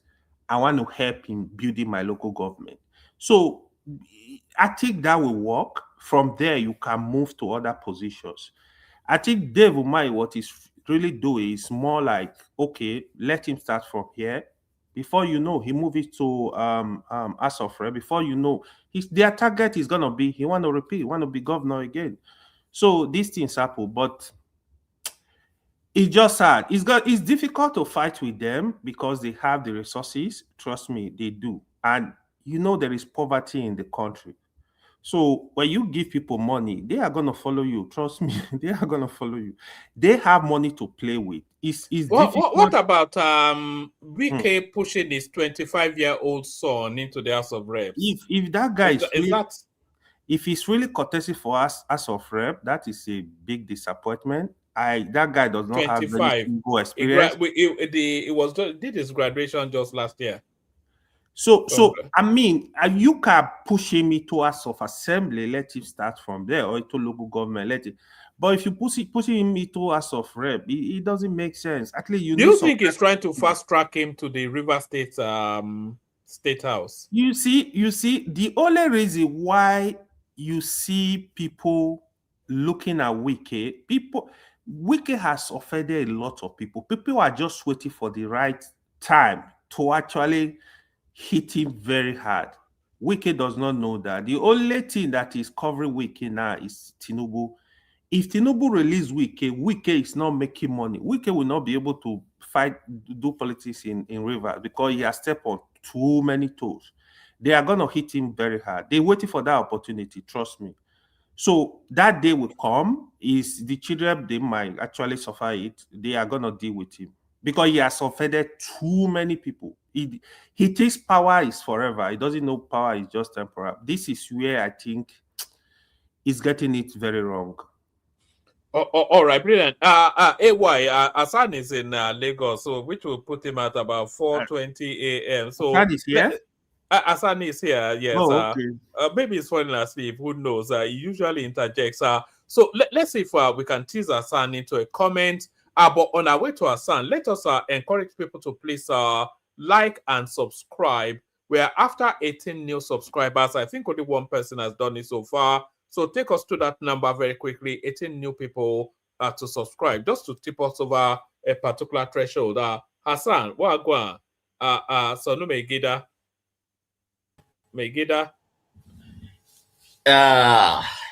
Woman. Why are you sounding so energized at 4 a.m. in the morning? Hey, Hassan, well, I've been up since around 1 a.m. Had my bath.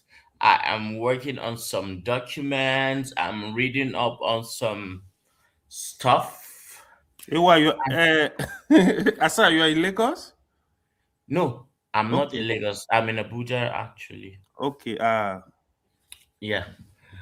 So, Ikuko niru agbese. But you say Ikuko niru agbese. This Maji guy, he was intending Iku for Tinubu now. You know what really for Kashim too. It's Tinubu do you that you know. Me is Kashim that I know. Yes, so and Fabio, he wanted Tinubu, to wipe them all let out. me deal with my Kashim. No, but before you deal with him, what actually surprised me was that they were actually meaning to strike when Buhari handed over. So what would have been their justification for that? When Buhari handed to continue over, when Buhari handed over, how? Yes, let me show you. The original plan was to carry out that coup on the inauguration day. It was Labour Party people that were, singing that song, if you remember. How do you mean? Didn't you hear when Dati and Obi were saying the military should do Tinubu? Yeah, but that was latterly now. Look at this one. It says suspected coup plotters planned to truncate Buhari's handing over to Tinubu. So it was at that inauguration ceremony that they were planning within that space now. After announcing Tinubu, before handing over, that was when they ratcheted up this rhetoric. I want you to see that connection. You don't see it. Okay. No, I see it now. So they were going to use the obedience refusing to accept. One man, you'll be surprised when the civilian names begin to come out. And it's politicians. Let me just tell you the truth. But the only politician they've called is Timmy Silva, right? Even Timmy Silva, they have not yet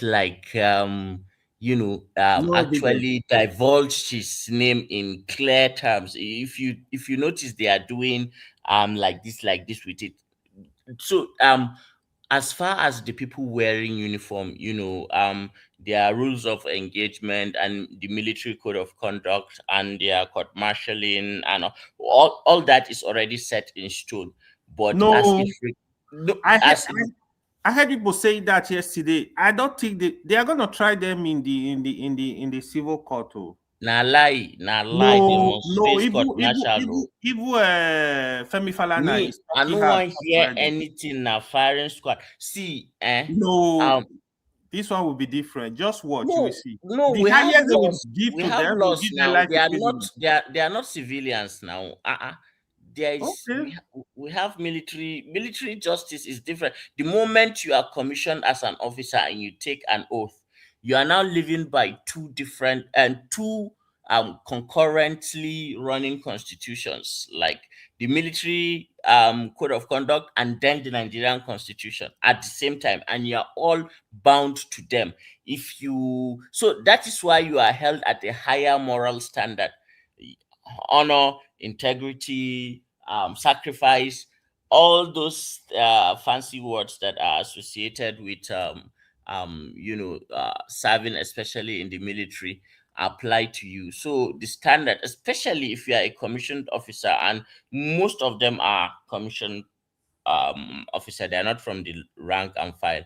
Ah, okay. Yes, yes. So let me just tell you this, okay? There has been mutinies in the GOC 7 division in Nigerian Army.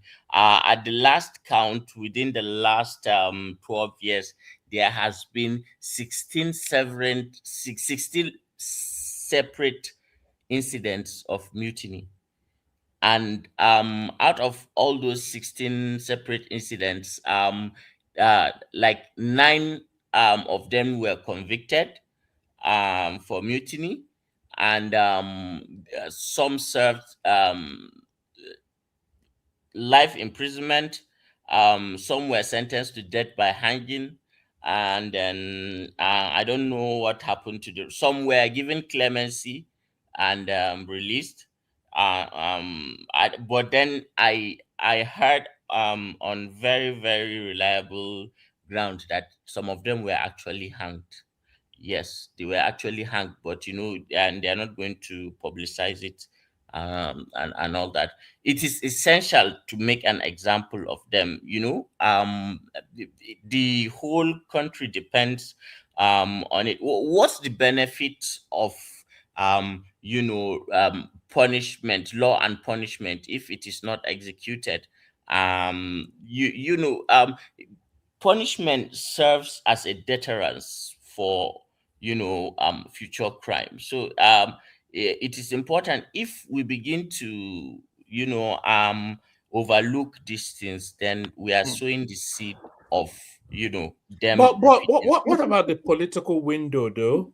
This particular window we're under now. One man, we can delay, we can delay, and that is one of the reasons why you are not hearing the politicians names actually do you have anybody you are thinking is involved? And why would I say that online, even if They said the retired general was one of the main sponsors, but they didn't name him. More others men, so they really wanted to fight like this. one man, the retired general. It was meant to be a bloodfest, It was going to be. They were going to take down Tinubu, Shetima, Akpabio, Abbas, and everybody else, and all the service chiefs. They're just going to wipe them all out. Who will assemble that day? It is the whole apparatus of the Nigerian government, judiciary, legislature, and the executive, all in one. Do you know the magnitude of that? My God. We actually survived. We just I don't know. It's a miracle that there's something about Nigeria, that there is God's hand in it, and I seriously believe that the mere fact that we are dodging these bullets. This, I will not even say bullets. I will say right now is RPG. No, I will not say it's ICBMs that we've been dodging for us to survive. I think God has planned something good for Nigeria, and that is why no matter the odds, somehow we tend to prevail. But let me say this: those military guys do not have the finances to actually execute. They were sponsored. And another thing too that is making the government cautious is links to foreign triple letter agencies that are not Nigeria. Yeah, so you have to understand the minefield that the Nigerian government is navigating, and there are a lot of sensitivities in the West and in the Americas, and all those people that are actually vying for, and you'd be surprised. It's not even. I have been hearing commentaries on southern platforms like your own, like a lot of Igbo YouTubers and people who they don't even understand what is going on. This coup is about resources. bauxite, gold, lithium, and rare earth minerals. It's about that. You don't let anybody deceive you. Yeah. They will not come out and say it, but at the core of it, that is what it is. It's not even about what people are even actually. Why were they denying it initially? So I was in Abuja when this thing Yes, happened, right? In fact, as a matter of fact, we drove past Aso Rock. When you see the military in that area, Guards brigade. everywhere was mapped. Yeah, it's the guards brigade. I knew something was going on, but they come online, they try to deny it. They could have said like, oh, there was an attempt on, I don't know, but it was a big mistake. Do you know the common line that triple letter agencies use? I cannot confirm or deny. Yeah, right. Plausible right. deniability. So, Wow. you have to understand that this is not just a police operation where they'll just come and say, and especially the Nigerian But police. all the listed names are northerners, though. Yeah, look, if you wear that uniform, you deserve every disgrace and dishonor that you can get. You have to understand that, one man. So how do they think you would have panned out without triggering a response from the south, especially Yoruba land? They are not looking at the south, they are looking at their handlers from the three-letter agencies. You don't understand. If they were not I think one man is not getting that, man.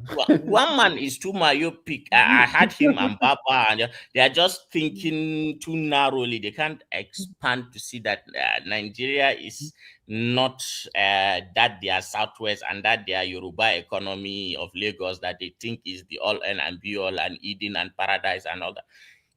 Nigeria is beyond that too. And look at the level of countries that are having interest over Nigeria. UAE, Turkey, United States, China, Russia. Let me not just say too much. Yeah, there is a lot of interest, but I feel. Go ahead. So even at this point, the federal government are also messing up big time in terms of these resources, right? Because the resources from the crude oil, we are not getting 50% of it. Now you have gold in the north, you have gold in Osun State, you have other mineral resources in Nasarawa and in other areas, even in Kaduna. Yeah, this is why I feel at this point I would have really loved Nigeria to either the federal government wants to survive, right? Right. So some Tomahawks missile, those Tomahawks missiles were not for Christians. Of course. We know. But the one man and his people and their usual agenda of hating Muslims and all that, we're happy jubilating and all that. They don't mind one man, no. If you see the way they were just merrying, enjoying that, sincerely, they think it's about them and they are sincerely, you see this. I was disappointed in the level of sophistry that the Southerners say that they are educated, they have PhDs, blah blah blah. No, it doesn't matter. Look, Hassan. Everybody knows the global perspective of all not of this, everybody. No, lie. This is revisionist and on hindsight. Hold on. Everybody knows the global perspective of a lot of these things, but people try to isolate to their localized nuance because that's where the impact is. The global agenda is the global agendas now, and the movers of the global space are the movers of the global space. There's always a counterbalancing of our competing interests, and that plays out still in Nigeria. if there wasn't a counterbalancing, somebody would have overrun so, but Nigeria. why is it that so there's a counterbalancing? when we try to make the conversation nuanced, you jump on us and but at the localized level is the malams that are the problem at the localized level. It's about truth and establishing the facts and the interconnectedness of why things happen at your locality. The butterfly effect is an example in physics that one action, just like domino, one domino can change, the course of history. So for you to just ignore the source of the problem is like for you now, look, not you, say somebody has a cancer, and that cancer has not yet metastasized. It's still look and has to be operated, and then you say no, let us not look at the cancer. Let's look at the metastasis that has already affected the lung and the liver and shutting down his endocrine system. That endocrine system is useless, is is barbaric, is what? Come on, that's Hassan, when you hear me every time, my position on Nigeria is to regionalize the country is because of the hate. Nigerians, I see like it's few Nigeria you see that have that national outlook, that really love the country, love everybody in there. Because Nigeria is beautiful. Because look at the culture. I personally really love Nigeria to be together with the different culture. Nigeria is beautiful, trust me. Nigeria But the is way paradise. they hate, especially the three major tribes, are the fear una. They are the biggest problem of the country. Fear them, Yoruba, fear them, see Igbo, them, Hausa, Fulani, Omo.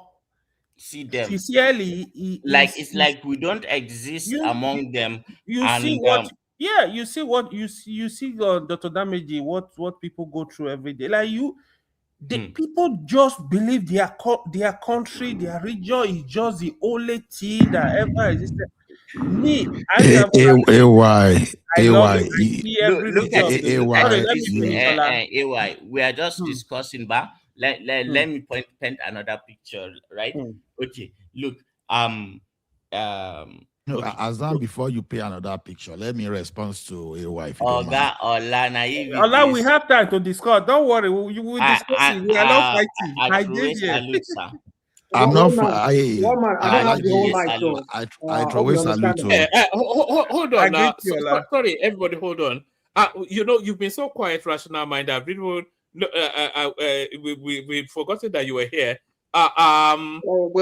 Because we're obedient now, right? I'm obedient, so I don't count, right? So no. You're usually quiet. Are you working as you're listening to the? You're working. I can multitask, so there's no problem. No. I was wondering why you were so quiet. So that's when I ask my two questions and you guys just give your kind of question you answer. So yes. So I just said let me keep rational mind. Therefore, in boys on only which one be multitask? Multitask called multiladani.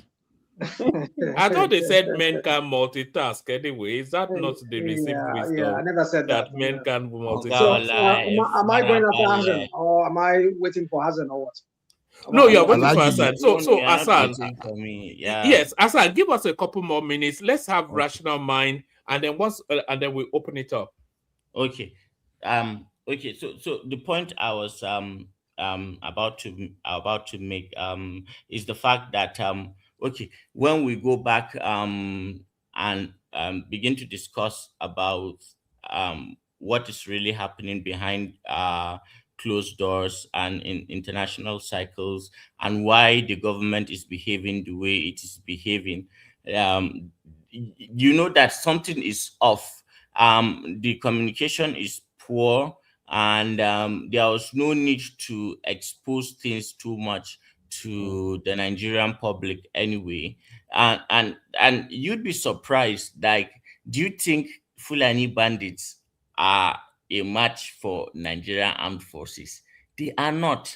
they are not a match for the Nigerian armed forces. I think the presidency is compromised around what is happening with what those bandits are doing.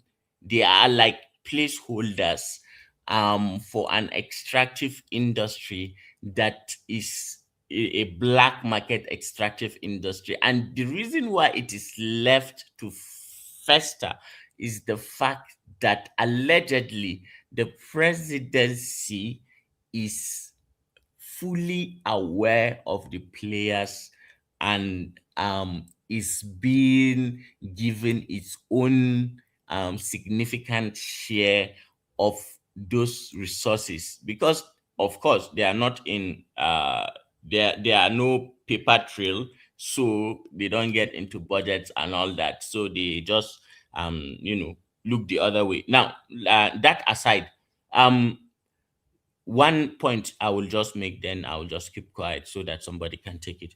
Okay, look at it this way, right? When Buhari was in power, and a lot of Southerners were calling him Mumu, Baba go slow, whatever. Now, even at his death, Buhari has shown that he is more sophisticated and has a more in-depth understanding of power. Power has symbolic interaction. Nobody needs to tell you verbatim that this is this, that this is this, before you take precautionary action and behave accordingly. Buhari had a smooth, wonderful relationship with Donald Trump, to the point that Donald Trump, even after the nonsense, the things that he said about him being lifeless and all that, when Buhari went to him, the exchange was pleasantry, and Buhari navigated his way, got the super Tucanus, got favorable deals.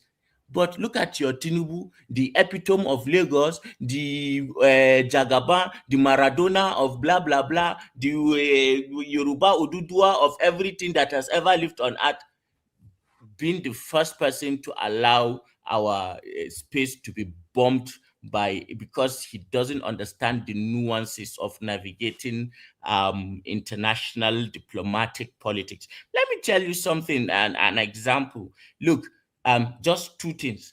In the first tenure, in the military dispensation of Buhari used Mossad agents to almost kidnap Umaru Dikko, smuggle him into the Nigerian Airways plane waiting at the tarmac. I think he's in Gatwick or wherever, to get him up until at the die minute that his secretary raised an alarm. That would have been a successful operation.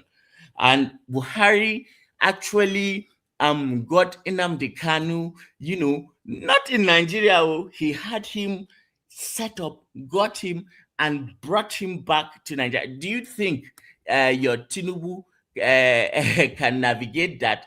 Tinubu is not. What is stopping Tinubu from navigating that? Well, he hasn't proven that he is that astute. If for one thing, if he were that astute, what situation presents Trump would have not bombed Nigeria, because all Trump was doing at that time with the Christian thing was symbolic interaction, and Tinubu did not pick up what he needed to do in time. So Tinubu's understanding. No. That's your interpretation. Just let me finish. I don't want you to. Just let me finish. You can disagree.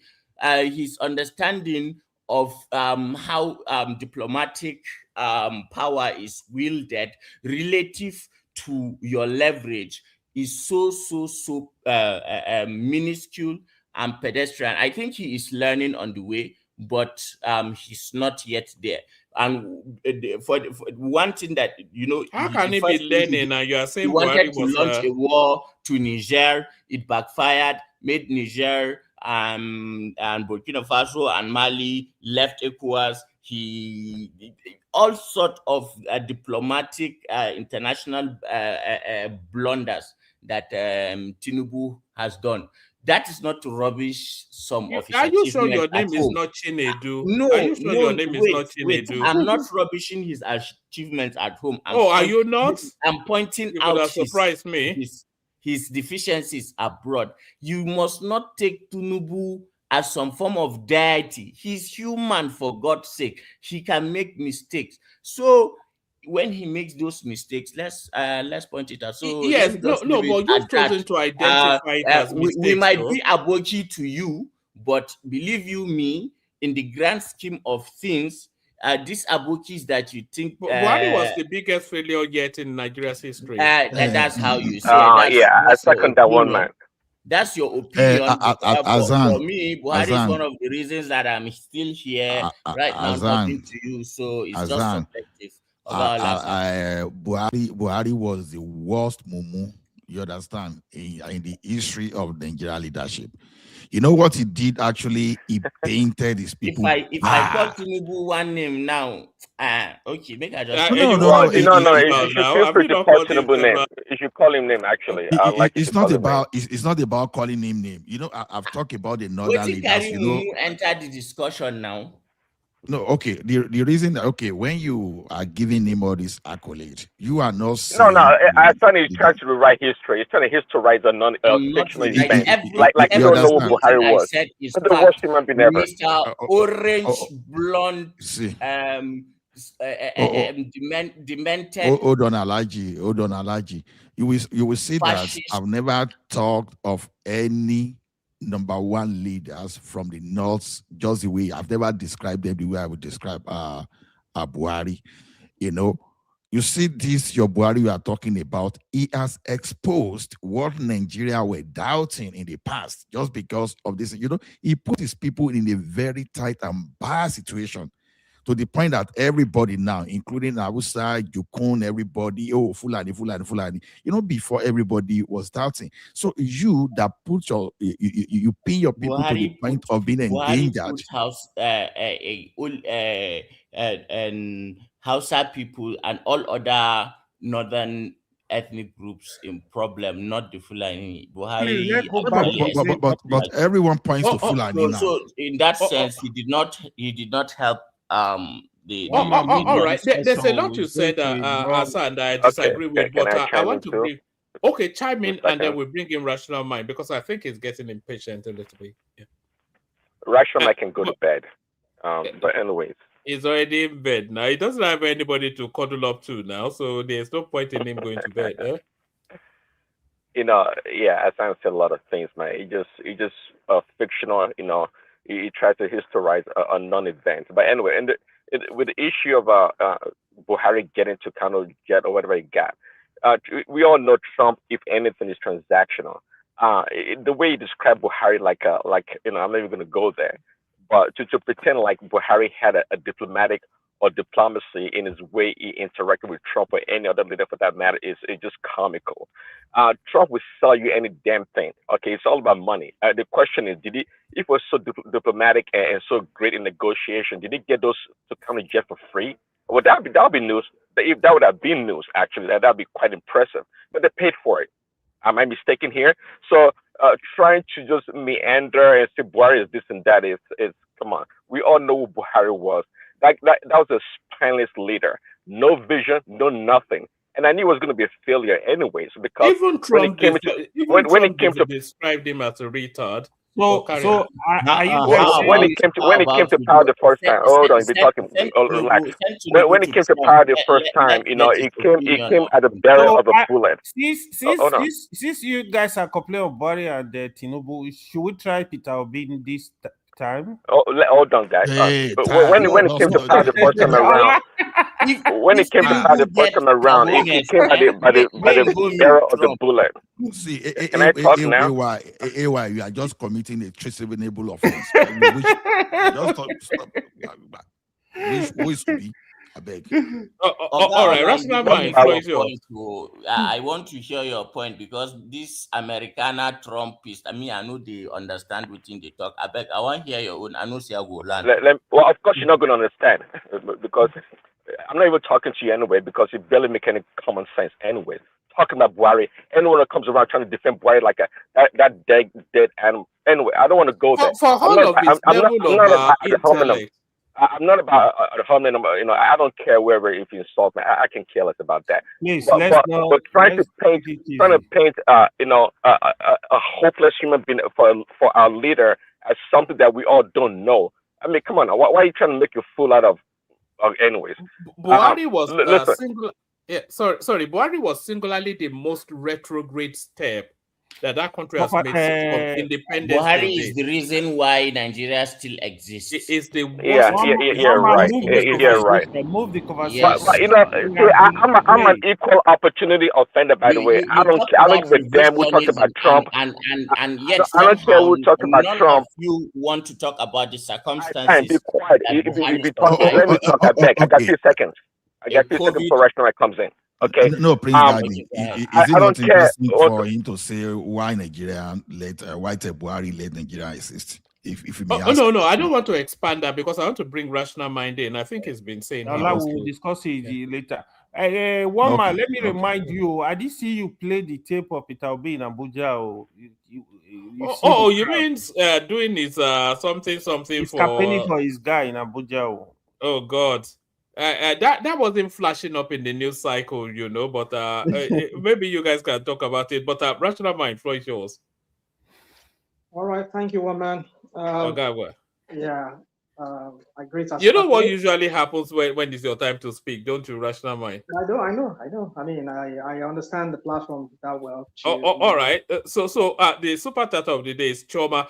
We're after 18 new subscribers, Rational Mind, and we've only now had one. So anybody that is not subscribed, please do. We need 18 people subscribing today to tip us over a threshold. So do that, please, if you haven't done that already. Yes. Rational Mind, floor is yours.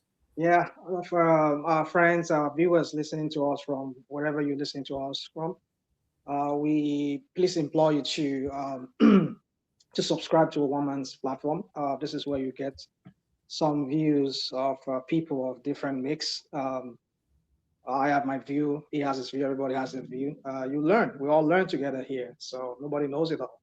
So we please beg you to hit that subscribe button and also like. And when you do that, sometimes it helps to propel the algorithm so as to notify more people on YouTube. Yeah, having said that, woman, I want to take you because when you were having your talk with this friend AY at the beginning, and I was just wondering, I mean, when was the last? Well, you don't have to answer if you don't want to answer, but I will ask you a question. When was the last time you were in Nigeria?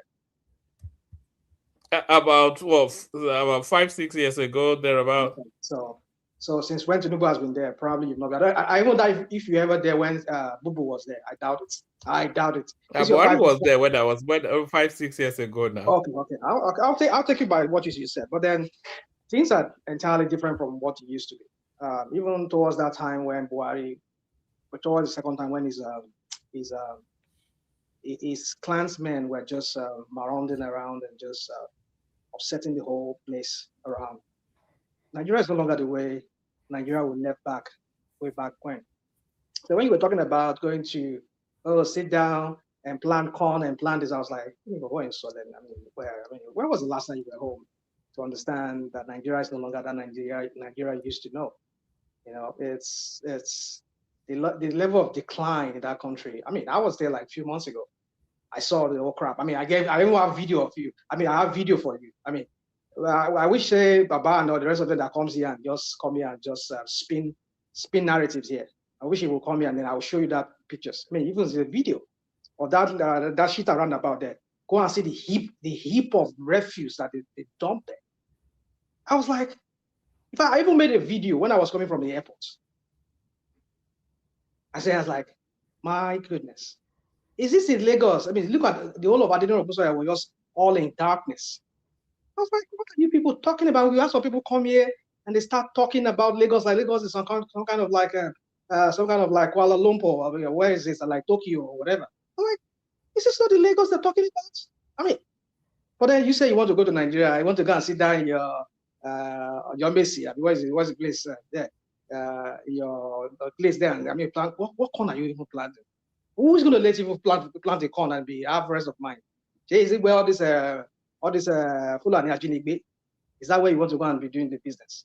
You know, even people that have business, that have a farming business, a lot of them, they go around with securities. A lot of them do. They have police, with armed police, maybe vigilantes that go that escort them around. Even at that, you're not still safe. So sometimes when people come here, you just make this. So I just wonder, what Nigeria are you people talking about? This is the Nigeria that I went to recently, that I just saw the whole crap that some people come here and I just spin and just make it look like it's some kind of paradise. Well, I just pray God will bless. I mean, God will forgive all of you that come here and do all this crap that you come here and do every time. I leave it at that. So, my woman, feed me the topics. Let me just start with that first, please, if you don't mind. Are you there, woman? Or am I still here? Or am I just talking to myself? I talk about the coup now. About the coup Right. against.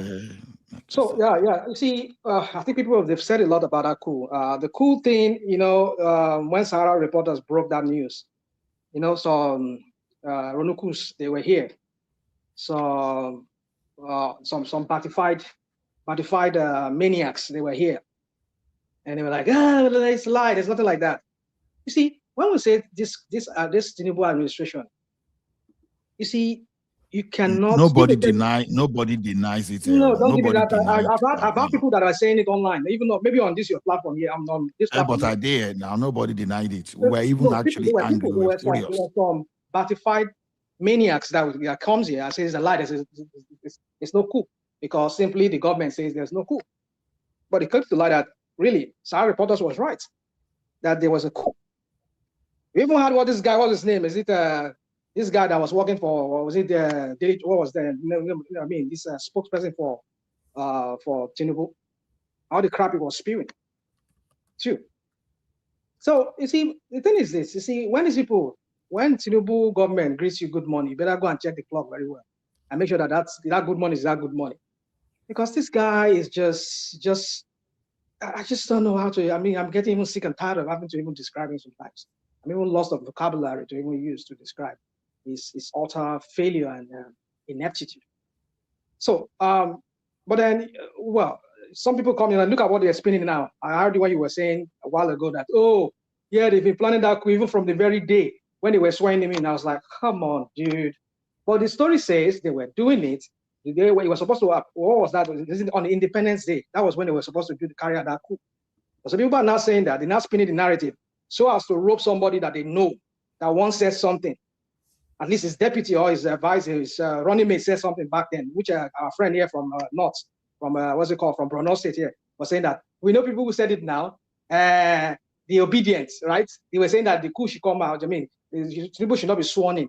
They should, the military should take over. I was like, come on, what is going on? What is going on? Why do we have to do this? But I understand where it's coming from because I know them. We know who they are. We know where they stand. So I'm not too perturbed as to that. So having to say that, you see, at this point, I don't think there's a need for any coup. But if there's a coup, I can understand because Tinubu has been a real failure, a failure of a person. Excuse me, rational mind, please. Can you who said that in Borno, please? You said it. You said here. You were saying a while ago. I heard when you were saying. Sorry, rational mind. Sorry, Hassan. Let me be sorry. Hold on. Sorry. Let me be all. You bring it home after rational mind. Brings it in. You got mic. Did mic drop? What are the topics? What are the? We were talking about the coup plotters. We were talking about the succession plans of the people slotting their children into political offices, Wike, Imahi, etc. And then we're talking about this new champion of the Biafra narrative, a guy that calls himself Ogechukwu Nkere, who is now the new Simon Ekpa. So we're just talking about how comical it all is, but whatever you guys want to, you guys know how to handle. One man, I really need to learn Igbo. It's like I can pass as an Igbo man. I need to make some dollars, euro. You want to enter that space. Everybody is just taking tours to collect money from this. Hey, the gullibles. Be Arewa Prime Minister. Start agitating after all. All right. Thank you, everyone. Shortcut now. Tell them you are Oh in yeah, abroad. rational my fire on. So thanks. Woman, good night. Rational mind, clarify for me. Sorry for cutting you short. You said I said Tinubu should be ousted. No, you said that we know where did those when you said there was a coup there was this coup attempt, and then you said something about we know people that were championing that they should be coup. I think when one man put word into your mouth saying that they said they've been planning that coup since even from the inauguration of Tinubu. That was when they supposed to plan that coup. That was a fact now. I don't know what fact is that. LP people said it. I don't know whether it's only me that heard so it. Who are the people who said it? Who was the person who said it? Is it not your clan man that said it? So is it not Dati that my said clan man? Dati Baba man. Is it not from the north? So did you hear? We were once neighbors. Did you hear it from Peter? It's not my clan man. Not in any way. Yo, come on. It's a full animal like yourself. Maybe his mom or whatever is Fulani. Maybe his dad is from Mauritania. But if Mauritanians there's also nothing bad in being Fulani, but I'm not Fulani. But it's okay. Well, I'm just saying that it's from the north. Either you're Fulani or not Fulani. But the point is, I'm just trying to make is that because there are also stereotypes attached to you. He said it. So you people did not say anything. But now you can go back to it now. Now you can now rope Peter Obi into it now because Peter Obi happens to be the deputy of Peter. Come on, guys. What are we doing sometimes? But it's okay. We know because some of us, people like myself too, who never really wish Tinubu to be sworn in. You can also rope me in and say, you said you wanted a coup. I never said a coup. Well, I wanted him because you are not Yoruba now. That's why. I hear you. Thank you. So what do you Yoruba? You are more Yoruba than me, right? Because you support who doesn't know? Who doesn't know that? Because you support your Tinubu, that makes you more Yoruba than me, right? No, you cannot be more Yoruba than any. You can never be Yoruba more than any Ekiti man. So what are you talking about? You can never be Yoruba more than any Ekiti man. Wow. All right, let me just go. I know what they do here. They just want to shut me down. So I won't say anything I want to say. But it's okay. Let me go so to the coup.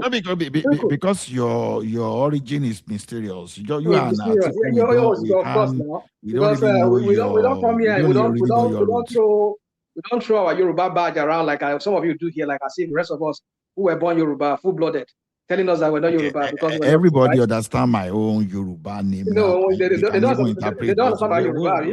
Yoruba name, and can you just give me just give me the okay. I'm not here for that your Yoruba contest. I'm not here to do Yoruba contest.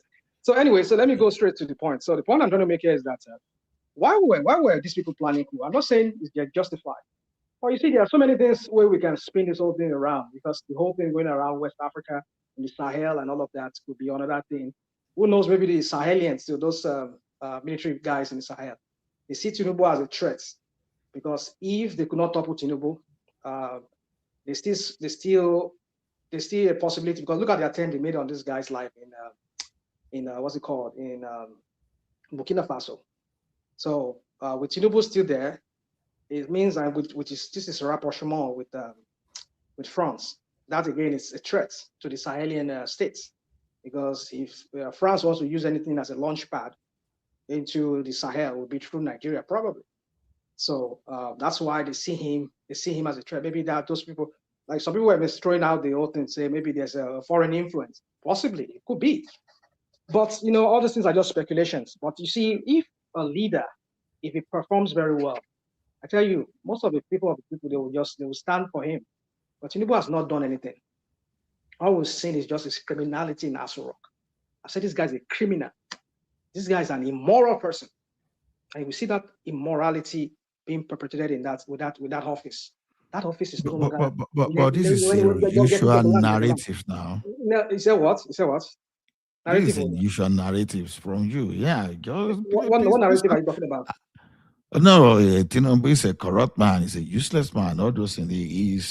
He's just the usual. You know, it's like when Don't a bring that robot the is usual. playing. Yeah, let it be the usual. That's my usual, right? So It's that's still my. robotic for even the No, for the yeah, YouTube you can go on. algorithm. You can go on and describe it however you want to describe it, right? So when you come here and you do your ingbati with Tinubu, that's not a robotic, right? When you repeat the same, you just regurgitate the same thing that you people talk in your Tinubu batified group, and then you come here and you just regurgitate that. It's not a robotic, right? So when I speak, it's not robotic. You see, you people don't have. You see, when you want to attack people, you just attack personality. You attack what people have to say, but you don't attack the idea. Tackle the idea. Let's discuss that idea. I mean, I don't know what you people do sometimes, and that is why you see we don't even know what to believe about this guy. Hey, you look at it the other day. You were championing this tax law. I saw one man on one other platform when he was giving them tough time there. He came there. He was talking. He was just grandstanding there. I saw one man was like, was it damages? He was like saying, you people should people should swallow it. Blah blah blah. It's Tinubu's tax law will stand. It will stand. And I come to light that really there's truly a lot of falsified sections in that already. I've been seeing a lot of people have been complaining about their money being deducted. People money has been being zapped here, like right, left, and center. In a fraudulent. You see, this guy, everything about this guy is a fraud. From his certificate, he got into Aso Rock. It's fraudulent. And are you surprised when you see him cooking up sections in an already passed a tax law or tax act, and then you went behind, you went to falsify it again. I mean, I don't get it. I don't get it. Is this kind of leader you want? I mean, you wonder why the country itself is immoral, where people everywhere are just desperate. They don't even mind to even walk all over you just to make their own way. I mean, it's just. I mean, and you want to build. How do you build a society like that? When people come like myself come here, I regurgitate the same thing I've been talking about every year in, year out. Somebody will tell me I'm sounding robotic. Why would I sound robotic? Because it's the same problem. The same problem we spoke about 2 years ago when this guy got in there. The same problem we're talking about since today. In fact, it's even getting worse. They're telling me I'm sounding robotic. Yes, I'm sounding robotic. I leave it at that. So my point is just that if he does what is good, probably there will not be any need for any coup. The reason why those Sahelian states have those coups happen was because they have corrupt leaders there. I'm not saying their own, the so-called guys that are there now too. They're better off, but at least from what we've been hearing of what they've been doing, at least they've been doing something for their people, and their people are happy. So for me, it's just now on the issue of Wiki and other people that are making their sons. Are we surprised? I mean, was it not somebody that was telling us when this guy, or your man, this man from Ibadan, what's his name? Former CJN, Chief Judge of Nigeria. What's his name? Ariwola. When somebody was saying, oh, sorry, it was another Supreme Judge called George. When he was giving his farewell speech, he was telling us that what was that? May God bless that man, that judge. I mean, he said when he was giving his farewell, he said these judges, they've been putting their girlfriends, their children, their wives, and whatever into this. I mean, we saw that. We saw many of them. Wike's wife is a judge. I mean, now he's trying to put his own son now to become another. I mean, Erufai there, he has his own kids there. Other people have their own kids there. Tinubu too has very soon he's going to have his own son probably as the governor of Lagos. We are going to be here. We're going to see how happen. But you see, the point is that, and somebody come here a while ago and was like, just trivialize the whole matter. Well, I know there's nothing we can do about it because, well, I won't say there's nothing we can do about it. But at this point, maybe there's nothing we can do about it. But you cannot build a society like this when you have to recycle the same oligarchs and the same what do you call them? What was that word this guy described them? People that steal from the people to enrich themselves. And now we're hearing that Lagos State. I mean, also see what I need to be giving one man tough time. Sometimes he just goes and select, bring it up here. But if it's IPOB, if it's our friend, OB, he will bring it up. If it's Atiku, probably will bring it up. But Tinubu, anything that has to do with Tinubu. Now look at what is going on in Lagos. They're spending billions of naira to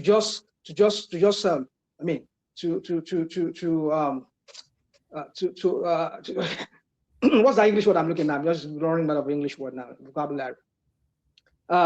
Just to prop up the life of this overfed pigs in politicians.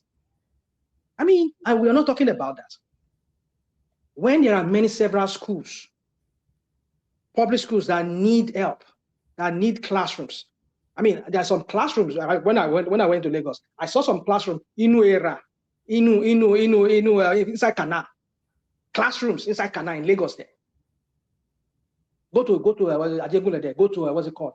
Jora there and those areas there where that I visited because I have people there. I went there.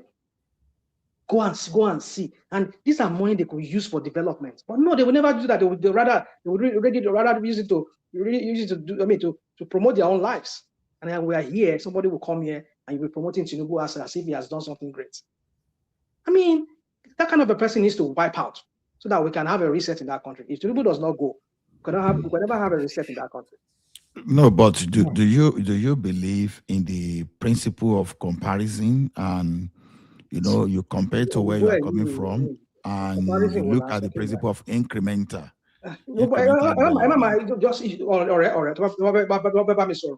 Speak normal English. Engineer rational mind.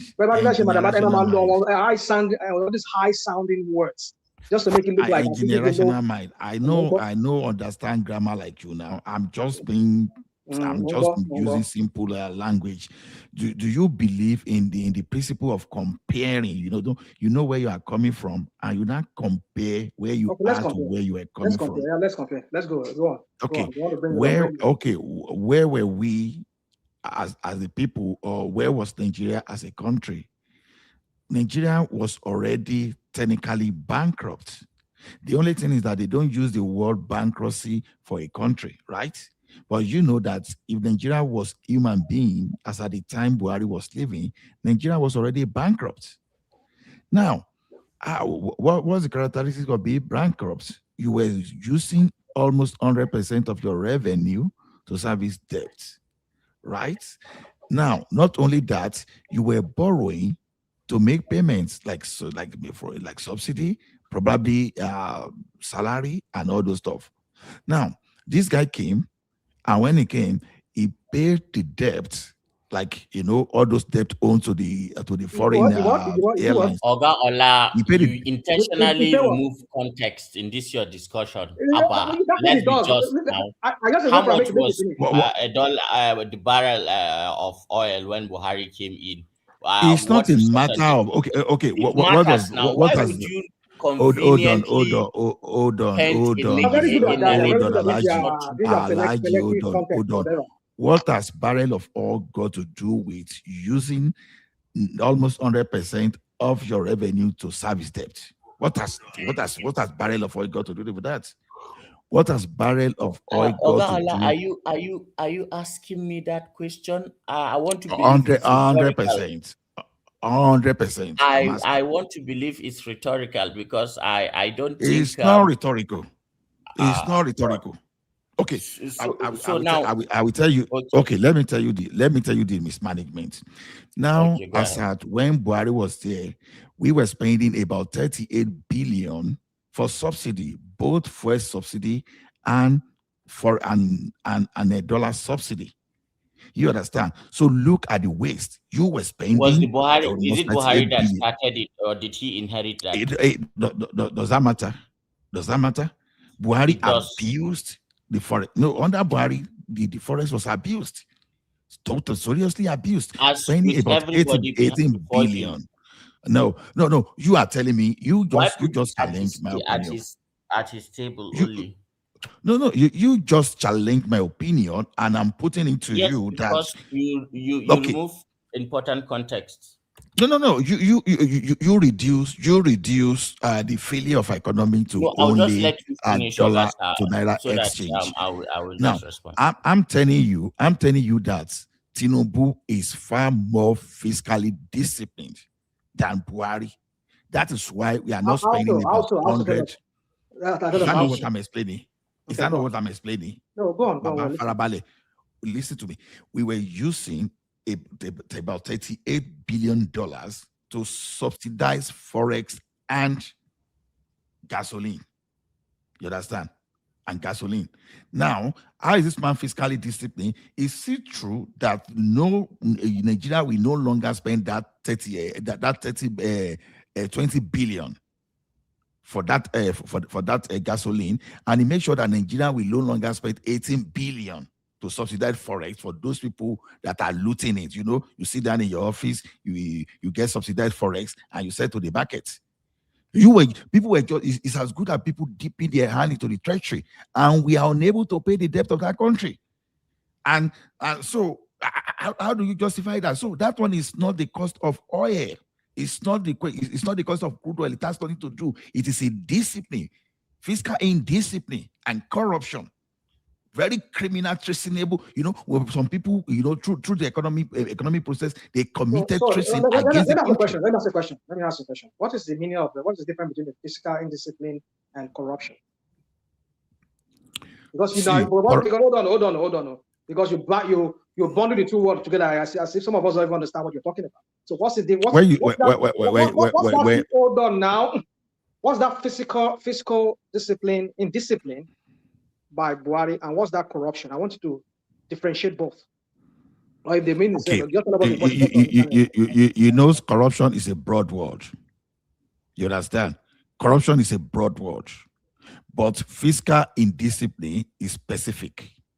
So when I say fiscal indiscipline, you understand, you were borrowing to subsidize. Nigeria was even printing money again. When what you needed to do was to stop the unholy subsidies you apply to forex. What you needed to do was to just to remove the subsidy attached to gasoline, so that you allow the local industry to develop and allow the market forces to just decide the pricing. So when you did all those stuff, and someone now is now giving credit, is now saying, okay, I should look at Buhari, that I'm not being fair to Buhari. Like, seriously? I know this is JSS2 economics. Ola, I think Azan is playing. You know, he can't be asking you to be making that comparison. Azan is just playing. So context now. Let's give you context. Was Buhari administration, was it corrupt? Yes, it was. Were they fiscally the worst since 1999? Were they fiscally incompetent? Indiscipline. Indiscipline, right? I'm trying to use what it was. Oh my goodness. Absolutely. They were. Now let's come to Tinubu. You're talking about fiscal discipline. No, Tinubu is not fiscally disciplined. He found a way. Hold on.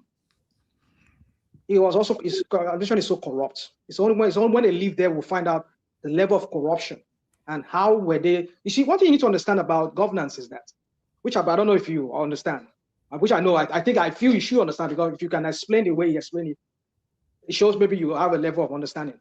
When people are in power, like this one that is here in America, when he leaves, that's when we're going to know the monumental corruption. But right now, let's talk about what we see. Forget about when he leaves. For right now, we cannot say. Is it the way when Biden was there or whoever was there previously before him? Was it the same kind of level of corruption? Let's focus on Nigeria. Let's stay on Buhari. No, let's stay on Buhari versus. Hold on. No, I don't see the logic. I don't see the logic in Biden versus Trump. If you continue interrupting me like this, I don't go think like that. Let me just go. I'll move straight to Nigeria. So it's only when they leave there that's when you find out. Now, Tinubu find a way around this all. Rather punish the people and make it look like I'm not corrupt. I'm fiscally disciplined. No, Tinubu is not fiscally disciplined, because we've seen the level of profligacy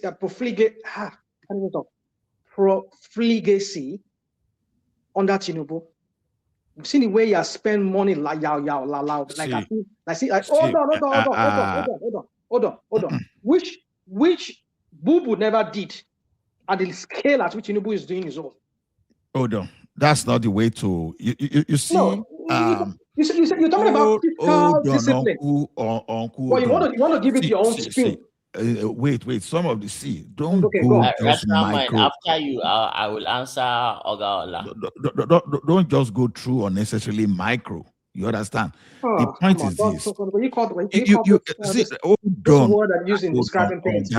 on. Come on. I've just told you. I told you. So okay. Buhari was grossly fiscally indisciplined to the point that we could not pay the airline that were doing businesses on our soil. They could not repatriate their money. Okay, assuming, hold on, sir. Messrs. Beware of Spinners brought 10 billion to do business in Nigeria. By the time you are not done with that business, you not wanted to repatriate your money. An institution will be saying, go and get your money from the black market, from the parallel market. When you knew how you brought your money, so it was just creating some kind of a shortage for you, and there was no you that were supposed to guarantee the representation of the investment. You could not. And hold on. What people did recently. You hold on. Come on, guy. Hold on. Don't spread misinformation. Because people have you had me before you saying that spread misinformation? What are you talking about? Now, so this guy came, he cleared that backlog. He reduced at what expense? You keep saying he cleared, like I said, he cleared the backlog. At what expense? What are you talking about? I said Nigeria was technically bankrupt, and you are not telling me that. Don't give me that Nigeria is technically bankrupt. Don't give me that. Hold on. No, spinner. Hold on. Nigeria was technically bankrupt. Do you really understand? Ola, you know, we are here. We need to talk. Just allow a rational mind to do whatever you want to do. You cannot win this argument, please. You are just extending. Do you expect him to agree with you? Not true. He won't agree anyway. Somebody I think AI is next, man. Put AI on and forget the right one. Because I know what you people do. So my point is, let me just go. Round up so that we go to Madam. I'll round up. Don't worry. So you're talking about fiscal discipline and what other things you're throwing around. At what expense? Nigerians are in penury. I was about giving you an example of myself and one of my business partners. We have money that we took to Nigeria, and we invested heavily into that business.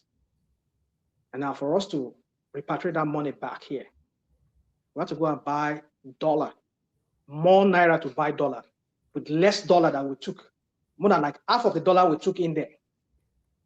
And you're telling me that because mind you, like you gave me an example, we took in dollars there.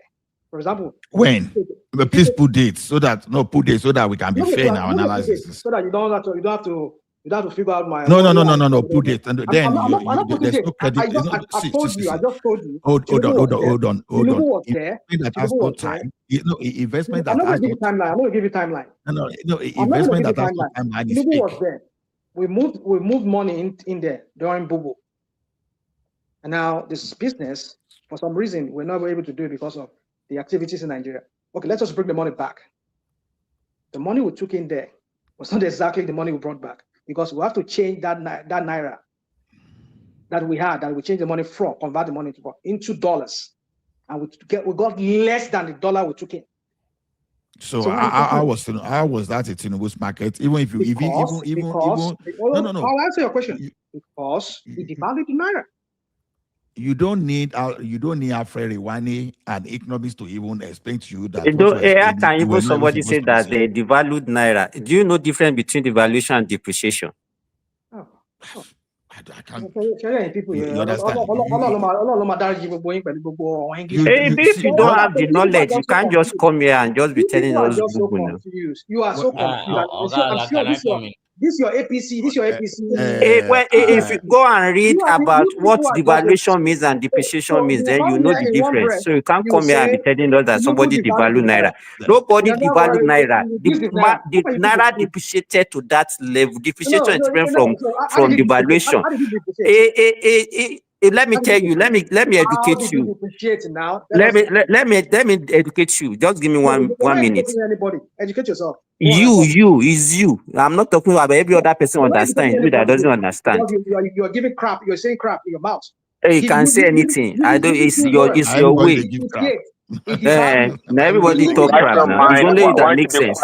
And learn a little bit. Just quiet. Let me finish. When you devalue, what are you doing? When you devalue a currency, what are you doing to that currency? When you put doctor, hey, more English. When you say depreciate and devalue, what's the difference? I don't know synonymous. You can see that you are exposing yourself more. You want to abuse me, but you are abusing yourself because people are listening to you and they know that you are exposing your ignorance. Oh, Magdo so then depreciate. You see, PCE. I thought you said you are master of everything, that you are economist, you are engineer, you are doctor, you are everything, and you don't understand the difference between depreciation and devaluation. Hold on. Spinner, at least Simba is a business owner. Hold on. Let him tell us. Let me make my statement now. Hold on, Baba. Let me make my statement. There are a lot of people here. Simba is a business owner. So, and I didn't ask you that question. No, that question wasn't for you. It was for him. He said, I didn't know what the meaning of devaluation and depreciation. So tell us what's the difference. Okay, let me tell you. When you say okay, it's government that will say okay with devalue naira. Okay, now the exchange rate will be 1,000 to $1. Maybe it was 500 before. Government now make a statement. I say, okay, now it will be this to this, like the way Bubu fixed it at that time. That is what they call devaluation. But when you allow naira now to float and you subject to the market force and it gets to that level, that's depreciation. So that's the difference. Is government that will make a pronouncement when you talk about devaluation. Okay, rational mind. You want to apologize now? Have you learned something? Have you learned something, rational mind? Learn what?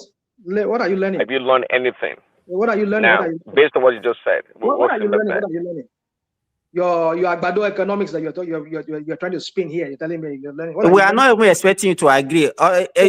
Finish your whatever you want to speak so that every other person can talk. Yeah, let me land. So this is what some of you do here. You come here, you do this, your Agbado spinning, and you are very good. Some of you, I think you'll be repeating the same thing. You are becoming monotonous and then very. In fact, listening to you is very distressing. It's distressing. So that is true. Rational mind should be done by now. Put AI on the next person on the line, please. We're tired, man. Dude, while you were talking a while ago, I mean, I just kept quiet. I mean, it's my topic. You've been speaking for a while too now. I've been speaking for a while. How long have I been speaking? Let's be fair. You hear Ola interjected me and you're telling me I've been speaking for a while. What are you talking about? Okay, we'll give you 3 minutes. Right? Say whatever you learned, whatever you want to learn. So, you people come here, you do this your Tinubu Bati and do this your spinning word around like as if some of us are just so dumb. If the government, they never pegged. What they did was that they kind of like tell the central bank, okay, this is how you should be selling it. If the government said we're pegging it, okay, they can, I mean, you could have pegged it to like $110 to a naira. I mean, 100, let's say 100 naira to $1. It could have, that's pegging. But they were selling dollar at a particular rate. For some people, you go to the central bank, they'll give it to you. Go to bank, they'll give it to you. And mind you, even in black market, it's even higher than what you even get from central bank. So we have these two different, and you're telling me they're pegging. What are you talking about? Tinubu came, instead of rather continue with that policy, he allowed it, he floated it. Because the IMF told him that you cannot continue doing that. Yes, Bubu did that wrong. And he did that. There wasn't anything wrong. Every country in this world. I mean, a few days ago, I had when Trump was saying that every country, they manipulate their currency. That was what Trump was saying, that Japan and China was manipulating their yen and yuan. Yes, they do that. They manipulate it. How they do that? They either devalue their naira, devalue their currency so that they could get more trade. or the kind of support that currency so that it will have some kind of, just to achieve some kind of economic gain they want to achieve with it. So every government does that, but this one enter, he doesn't even understand what is going on. The next thing, fuel subsidy is gone, and they devalue the naira. They left the naira to float. You don't do that. You need to understand what you're getting yourself into first. Let me just trying to have a conversation with some of you here. It causes headache because at the end of the day, you always want to use your Agbado narrative. I leave it at that. It's okay. And anyway, thank you. Even though Simba explained to you, you failed to learn. Don't do that with me. Don't do that with me. Hold on now. Hold on. Don't do that with me. You failed to learn. It told you that devaluation is deliberate. When you are talking of devaluation, you reduce the value, you fixed, you understand. You fixed that. He told you already. So he told you. So, and he explained what depreciation means, which is just it's market driven. You understand? Depreciation is market driven. It's not a deliberate effort. You understand? It's just a function of supply and demand. So someone explained to you. You know one thing is this: when someone is a businessman, sometimes even if it's his business, it's not more than 500 million. You don't have to have size of Dangote business before you recognize that. Let me tell you one thing, even Yalata that is properly doing is selling his pepper properly can even know better economics than what you just did this evening, National Mind. So thank you anyway for your contribution. It's the same formula now. It's the same formula. It's just at scale. That makes the difference, Oga. Like it's the same formula. Oga, I beg. You have this slow way of talking, but it pierces like Ola no go make a boo with that. Hey, God. What's slow as this spoken? What's slow as this spoken? What are you talking about? Let's leave this. Let's leave this. I beg. Madam A, you an allergy. May I respond to Oga Ola just for a few minutes? Then I'll let you go. I don't think AI is even there because he will have come up if she's there. So continue. When she comes, we give her the floor. Okay, Oga Ola. You see, the thing I want you to pay attention to around Buhari, and the thing that why I think a lot of people are not doing justice to Buhari. First of all, let's establish something. You see, between 2015, when Buhari came into power, and 2022, that was around when he was getting ready to get out of power. Nigeria's economy, was subjected to some kind of I think it's even a compound shock like environment all through.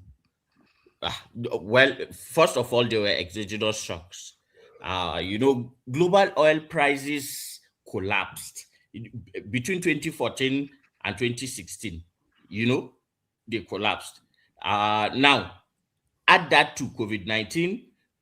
You already know what happened with COVID-19 because when COVID-19 hit, in fact, a barrel was selling at minus because it was even becoming a liability for people because it was not even zero, it was minus. It was minus something that people were selling it. Now, there are also these constraints that I would term them as endogenous. First, structural oil dependence for us, and we have weak fiscal buffers, okay? And the truth is that our forex regime and its rigidity worsened our problem. In that, you may have a point, but the thing is that it is not Buhari that put that system in place, okay? So when we talk about all these things, so that result was it became a macro. It exposes us to a macroeconomic fragility. if I may say that, but not entirely an economic collapse. Now, with the material and developmental attendant retrogressions that we faced during Buhari's time, I think the key framing that most people should take, especially people who at a level that they can understand these KPIs and all these intricacies, the thing we must take is that this was not a uniquely Nigerian failure. It was a systematic vulnerability that was shared by commodity-dependent and structurally rigid economies. There are so many different kind of economies similar to Nigeria's in that regard. Okay, now it was exacerbated by the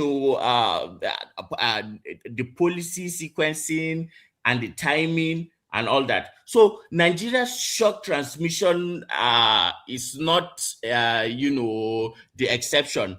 It was actually the norm for economies that were in the same place as ours at that material time. So first, like the oil price collapse, okay, it's a physical stress. So because oil accounted for 90% of our forex earnings, you can see why that can be a problem. And 60 to 70% of government revenue is still gotten from oil. So price collapsed immediately. Now, that translated to what? It translated to reduced budget execution capacity. And then another thing too, that it became a form of constraint for capital expenditure. Now, what the result of that, of course, is that our reserves were depleted. Foreign reserves were depleted so much. And also that one too will have implications. So the implications then became that we'll have volatility in revenue, and then it also always, things like this, when they happen, they directly translate to instability, especially fiscal instability, because there is insufficient diversification and an environment of weak stabilization mechanisms, if I may say, because of course, during that time, people were not actually, actually bringing in foreign direct investment into the country in any shape, way, or form. So, and Nigeria entered two recessions. Let me ask you, Azan, why are they not bringing foreign direct investment? Okay, volatility. Because what do you mean by volatility? Okay, FX volatility. One, are you listening? Because our forex was not volatile at that time now. No, yeah. What was not that volatile at that time now? It was volatile. It was volatile. How? Tell us. Between what year? Revenue. We were selling. Jonathan was selling a barrel for 100 and something. Buhari sold for less than 29. Forget about that. You said forex volatility. What do you mean by forex volatility? Yes, because that oil is 90% of our forex income. This is the first time we're able to have stability. Forex has always been the black market and the CBN. Let me say this. The major reason why people you can say that there is insufficient diversification. I will give you time to talk. Just hold on. Just give me 1 minute. The major reason why they are not bringing foreign direct investment that time is, when you are coming to Nigeria at that time, Buhari was saying that exchange rate was like 460 or something like that. You will bring in that your money at 460 through the central bank. And then when you want to repatriate, they will not say you should go to black market to go and source it for, let's say, 760. Or how do you get your money? Is that how the way you get? That is the major reason why foreign direct investment was not coming to Nigeria. It doesn't have anything to do with the price of crude. Okay. And that was why even the foreign airline that time, it got to a stage. Wait, it got to a stage when they were not even taking naira again. They said if you cannot pay in dollar, they won't get the ticket because they find it difficult to repatriate their money. But when this administration came, it did not actually give them that, say, okay, go to the, it gave them the amount of money that they claim in dollars, irrespective of the exchange Simba, you rate. are right. Settled it. You are right. You are right. You are right in a sense, but you are also wrong in another sense. I don't know. No, let me tell you why you are wrong. Azan. Let me tell You see, now. I don't want. Let's not talk in Simba. absolute. Let's I hold on. You will talk. I don't want Simba to roast you. You know, if we are talking of philosophy and politics, none of us here can match you. But when you start talking of economics, many businessmen are here. They will roast you. See, like Simba said, Simba put it perfectly. I am poor. I'm not claiming that I have money or anything like that. But what you are saying, but at least what you are saying, I know what I'm talking about. And I'm willing to learn if there is rational mind. Don't disturb yourself. Azan can never be in your camp. Don't disturb yourself. Azan can never be in your camp. It's a learning. I'm not asking him. I'm not asking to be in I my will camp. learn. I will learn if my ideas are wrong. I will learn. And if there you can't learn from these guys. You can't learn from these guys. They will say you are Bado narrative. But so at least let me make my you can't point. learn from them. Somebody tell me say depreciation and the same thing as it's not the same thing as I've warned you, rational mind. When will never be in your the same camp. goal. When you depreciate something and let me tell you. What's the point? Azan is a teacher. You use something like Azan is a teacher. He can lecture. So why are you sucking? Why are you sucking? And Azan doesn't remain. Let me tell you, Azan does not misrepresent data. He doesn't misrepresent facts when he knows. But you, an expert in misrepresentation. So Azan can never be Simba. You can't tell me the depreciation. Come on, dude. Come on. You stop that. Simba. It's deliberate. One is deliberate. One is not deliberate.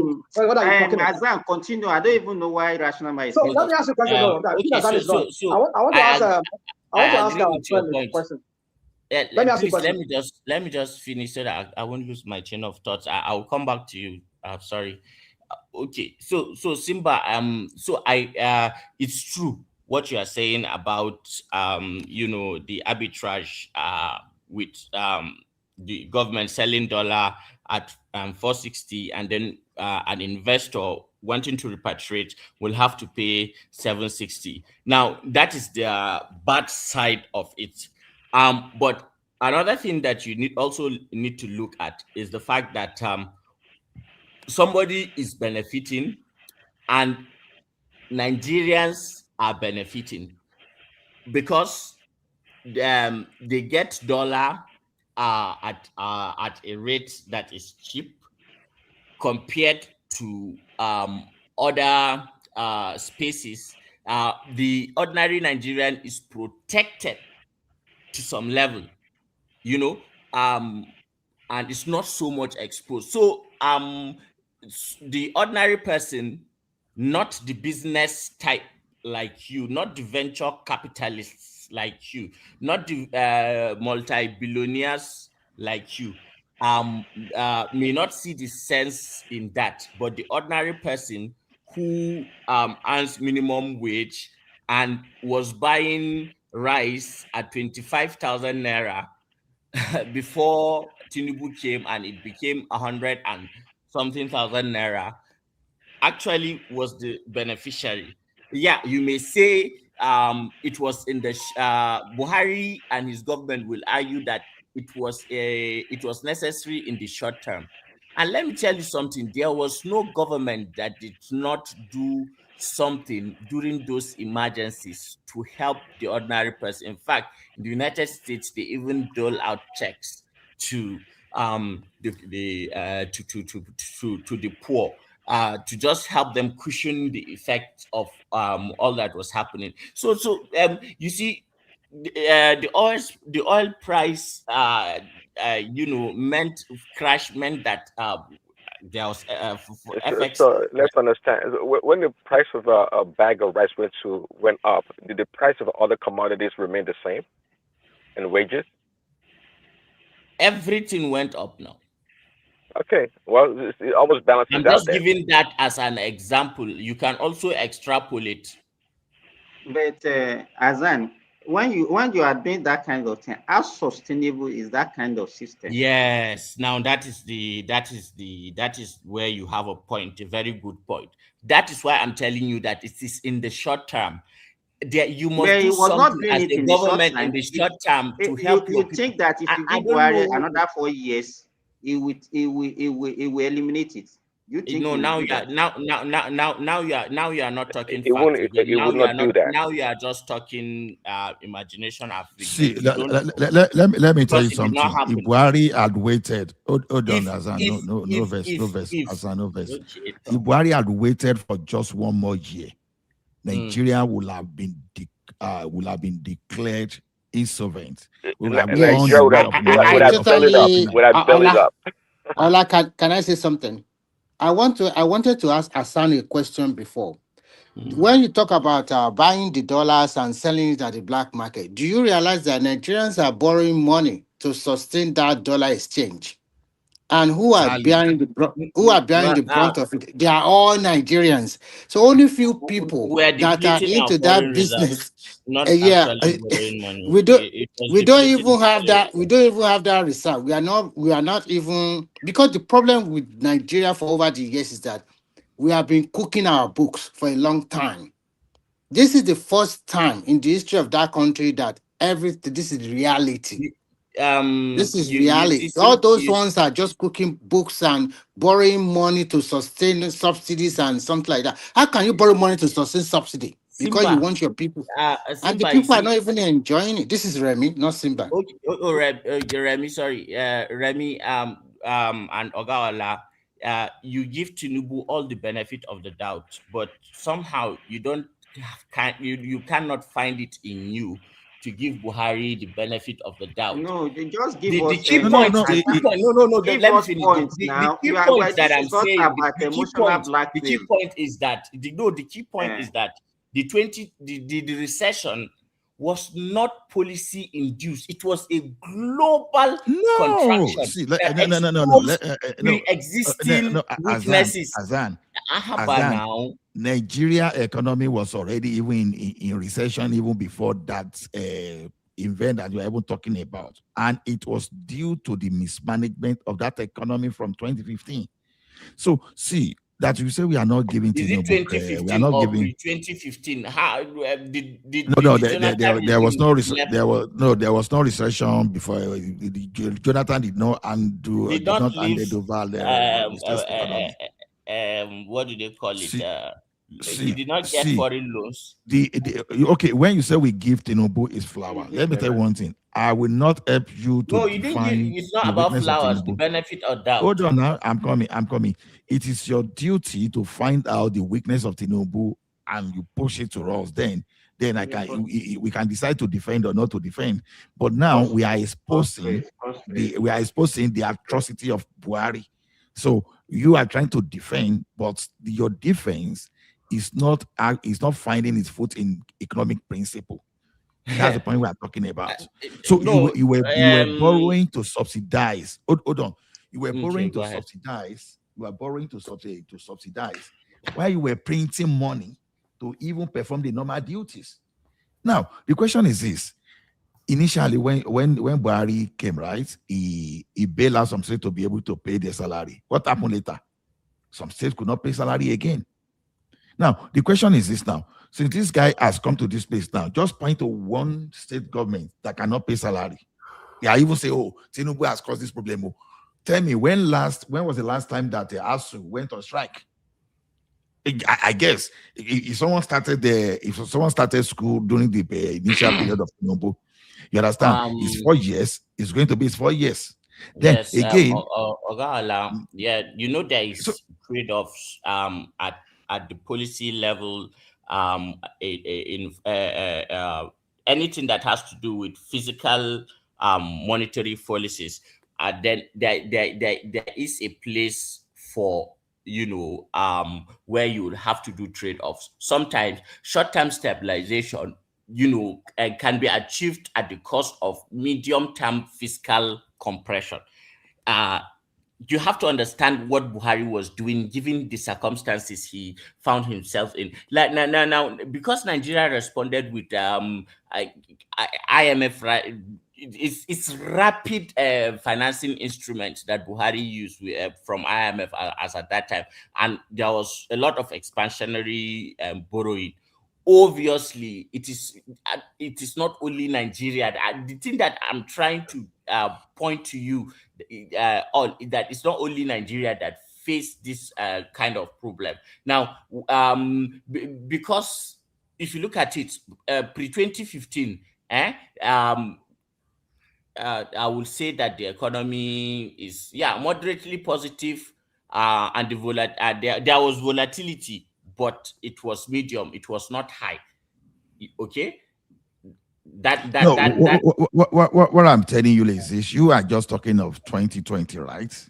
But what happened between 2015 and 2020 itself? You are ignoring that. Again, to compare what happened in America or Canada to what happened in Nigeria, you understand, Okay. without looking at the variables. Let's compare Nigeria with other oil-dependent economies. Maybe it will make sense more. Because now you're taking us to Canada and America. Hold on. Just hold on. Why you compare Nigeria to other countries like Canada, like other countries, without looking at the inputs? Part of our input was that we were borrowing to subsidize for gasoline. Canada does not subsidize gasoline. Does not subsidize. That is true. Now, Canada does not subsidize forex. So all those two inputs already, by the time you don't even find it in other countries you are talking about, those two powerful inputs alone render whatever output. Remind me again, how much did we buy gasoline last when Buhari left in the last year, and how much did we buy the moment Tinubu came into power? And what's the ratio of difference? Just remind me, and don't think of it you as somebody who is a business owner, elite, and all that. Try to put yourself in the shoes of an ordinary man and see whether that is significant or not. Sometimes we talk of numbers and remove humanity and all that. Let me tell you something. That's not my approach, actually. No. Let me tell you one thing. That's one of those things that the elites and all those people benefiting from all this subsidy nonsense used to hold us back and used to manipulate the public because they have their PR there. You see, one thing is this: you may decide to remove subsidy and just give the thing time for the economy to establish at a new point of equilibrium, to reach a new level of pricing for everything within the country. Now, you see, one thing is this: we say common people. Now, when you are bringing food, all those pepper, tomatoes, beans, and all those things from the north, are you using gasoline, or you are using diesel? Ask yourself a simple question: since when? When was the subsidy on diesel removed from that country? I think I saw back as 2007. Ask yourself question. Now, you are talking of poor common man. Are common man and poor people not supposed to be using kerosene? Now, when was subsidy? Now, tell me the year that subsidy was removed from kerosene. Now, ask yourself a question now. Why gasoline? At least the poor people you are talking about, they don't buy car. They don't buy car, whether we like it. You understand? So now when you look at some kind of logic, you understand, diesel is very critical to production, even more than the gasoline you want to talk.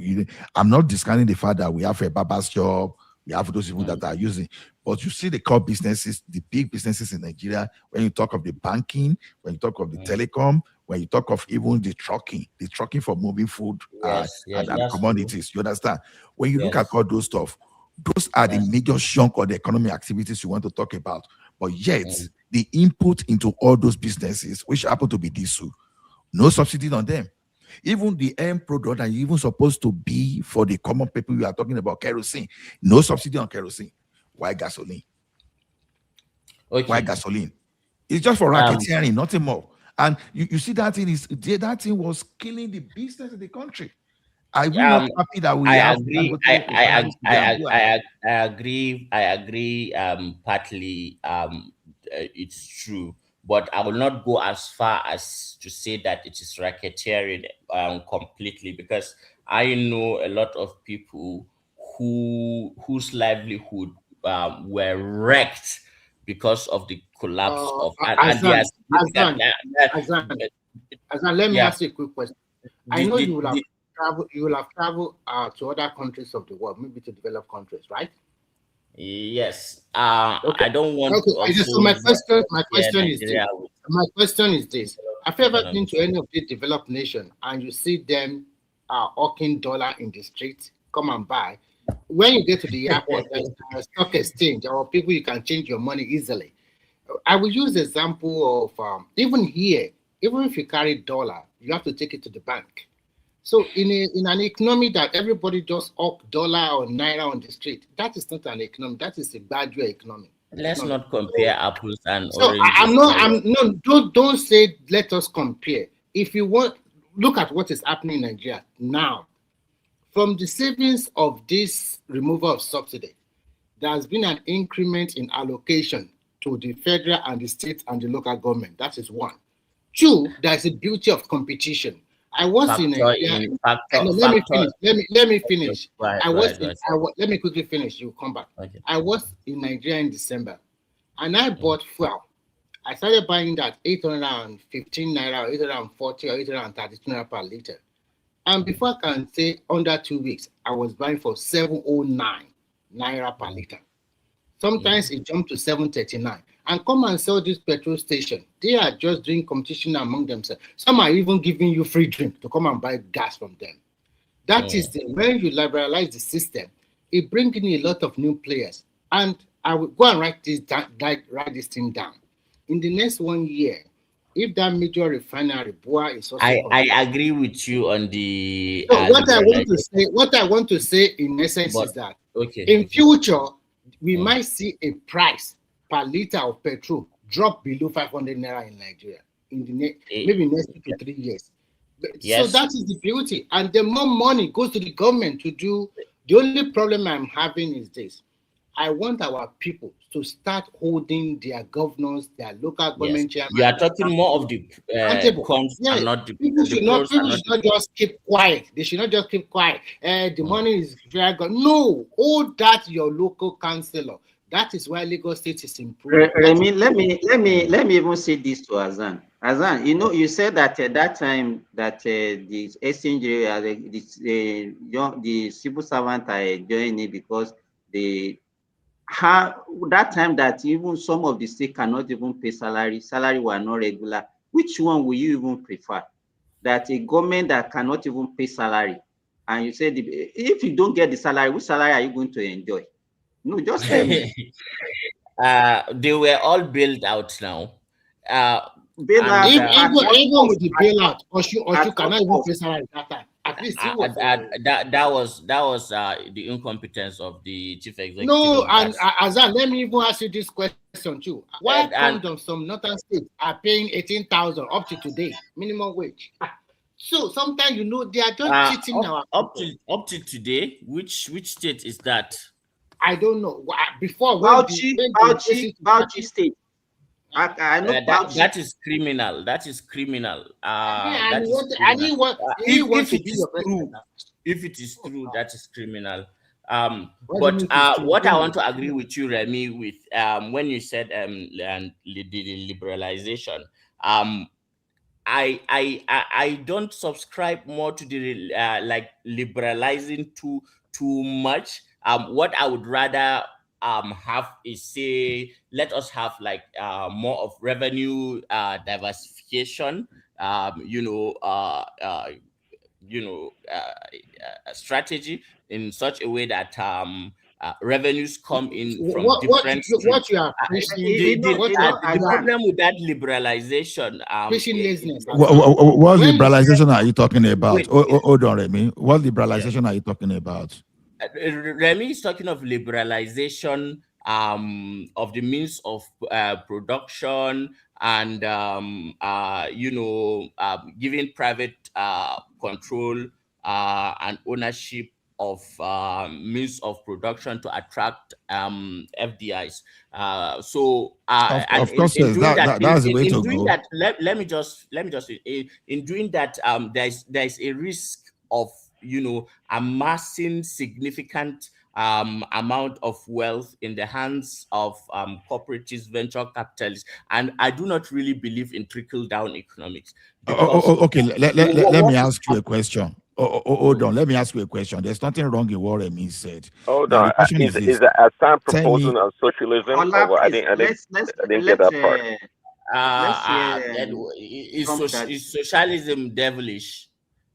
Is it no, peace forever will come in, but let me ask Azan a simple question. Now, when you are saying you don't want the means of production to go to the hand of the government, tell me any of the government businesses. No. It didn't say that. It said the hands of the private enterprise. That's what it said. It No, he wanted to put it in the hand of government. That's what he wanted. That's what we are saying now. That's the other way around. Understand me. Okay, no, Azan, hold on. Let us go to the government enterprise that we are talking public. Where's Ajakuta today? Where's Nigerian Airways? You understand? Where don't mention. Just ask him that. If you mention one business that government has run very well. One government that government has run that is still standing now. That it used to be 90. No 90 today. So just imagine if you are not living 90 let me answer. And my answer is all of them already. Let me answer, and my answer is nuanced.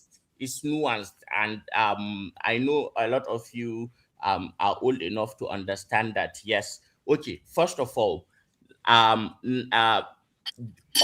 the functioning government-run corporations were by the people who subscribed to Remy's schools of thought liberalized after 1999 through the Bureau of Public Enterprise. So let me tell you one thing. Nikon Insurance Corporation of Nigeria, when it was, it was function, and the reason why Nigerian Airways grounded to a halt was because some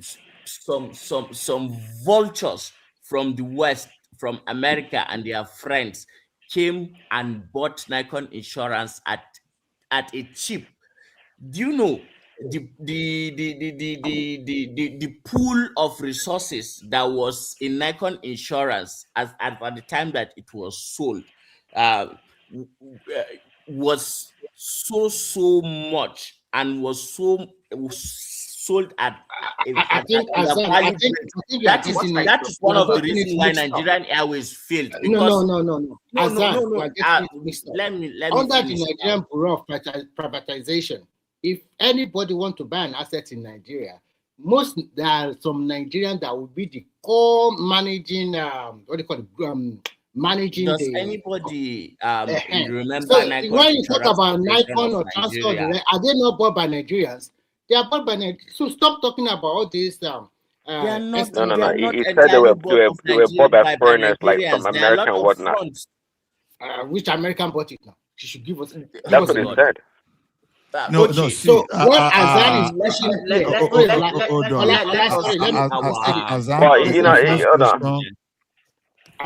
have to listen to him when he's speaking so he can counter properly.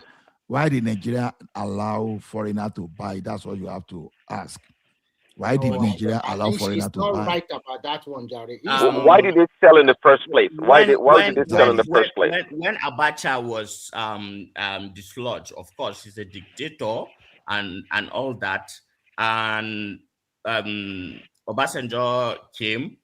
So when Obasanjo, do you remember? No. Azam, before you continue, let me correct an impression. All those assets were bought by Nigerians, including your Atiku, Obasanjo, and the rest, and some Nigerian wealthy people. They share all these assets among themselves. There is no known foreigner they sold it to. Although they might have some. Will you tell me with a straight face that Nikon Insurance Corporation was not working when it was sold? This is a government insurance something. If it's really working, why are they not in the system? The pool of funds. Now, out of Nikon Insurance came NDIC. Out of Nikon Insurance came... you can go and ask this guy that oversees that sector, that guy that stole a lot of money with his son. I forgot his name. So this is what I'm proposing, guys, and so that I will not take too much time. And this debate, this talk is very informing. But see, for example, now when Dangote was doing his refinery, right, the federal government, Dangote wanted federal government to have some certain percentage. I think at first it was 35, 40, but the federal government now stopped at 20%. And even at that 20%, they were not able to meet up that 20%. He had to renegotiate to bring them down to 7% and then give them room to make up for the remainder of the 20% so that they can at least have 1/5 stake. So my ideal will not be this liberalization that removes government and removes the soul and remove people-centric glasses to look at policy and examine it to the degree. So Azan, I think what you are proposing is that you are looking at, let me say this. Sorry, Simba. I think what Azan is proposing is I will call it cash them syndrome. You are proposing from they were not well developed, and you want to do a cut off, let them take them along. The rich ones should take the poor along. That is not competition, and that is not development. So no, Hassan does not believe in trickle-down economics. He said it himself. The rich people continue to feed the poor one.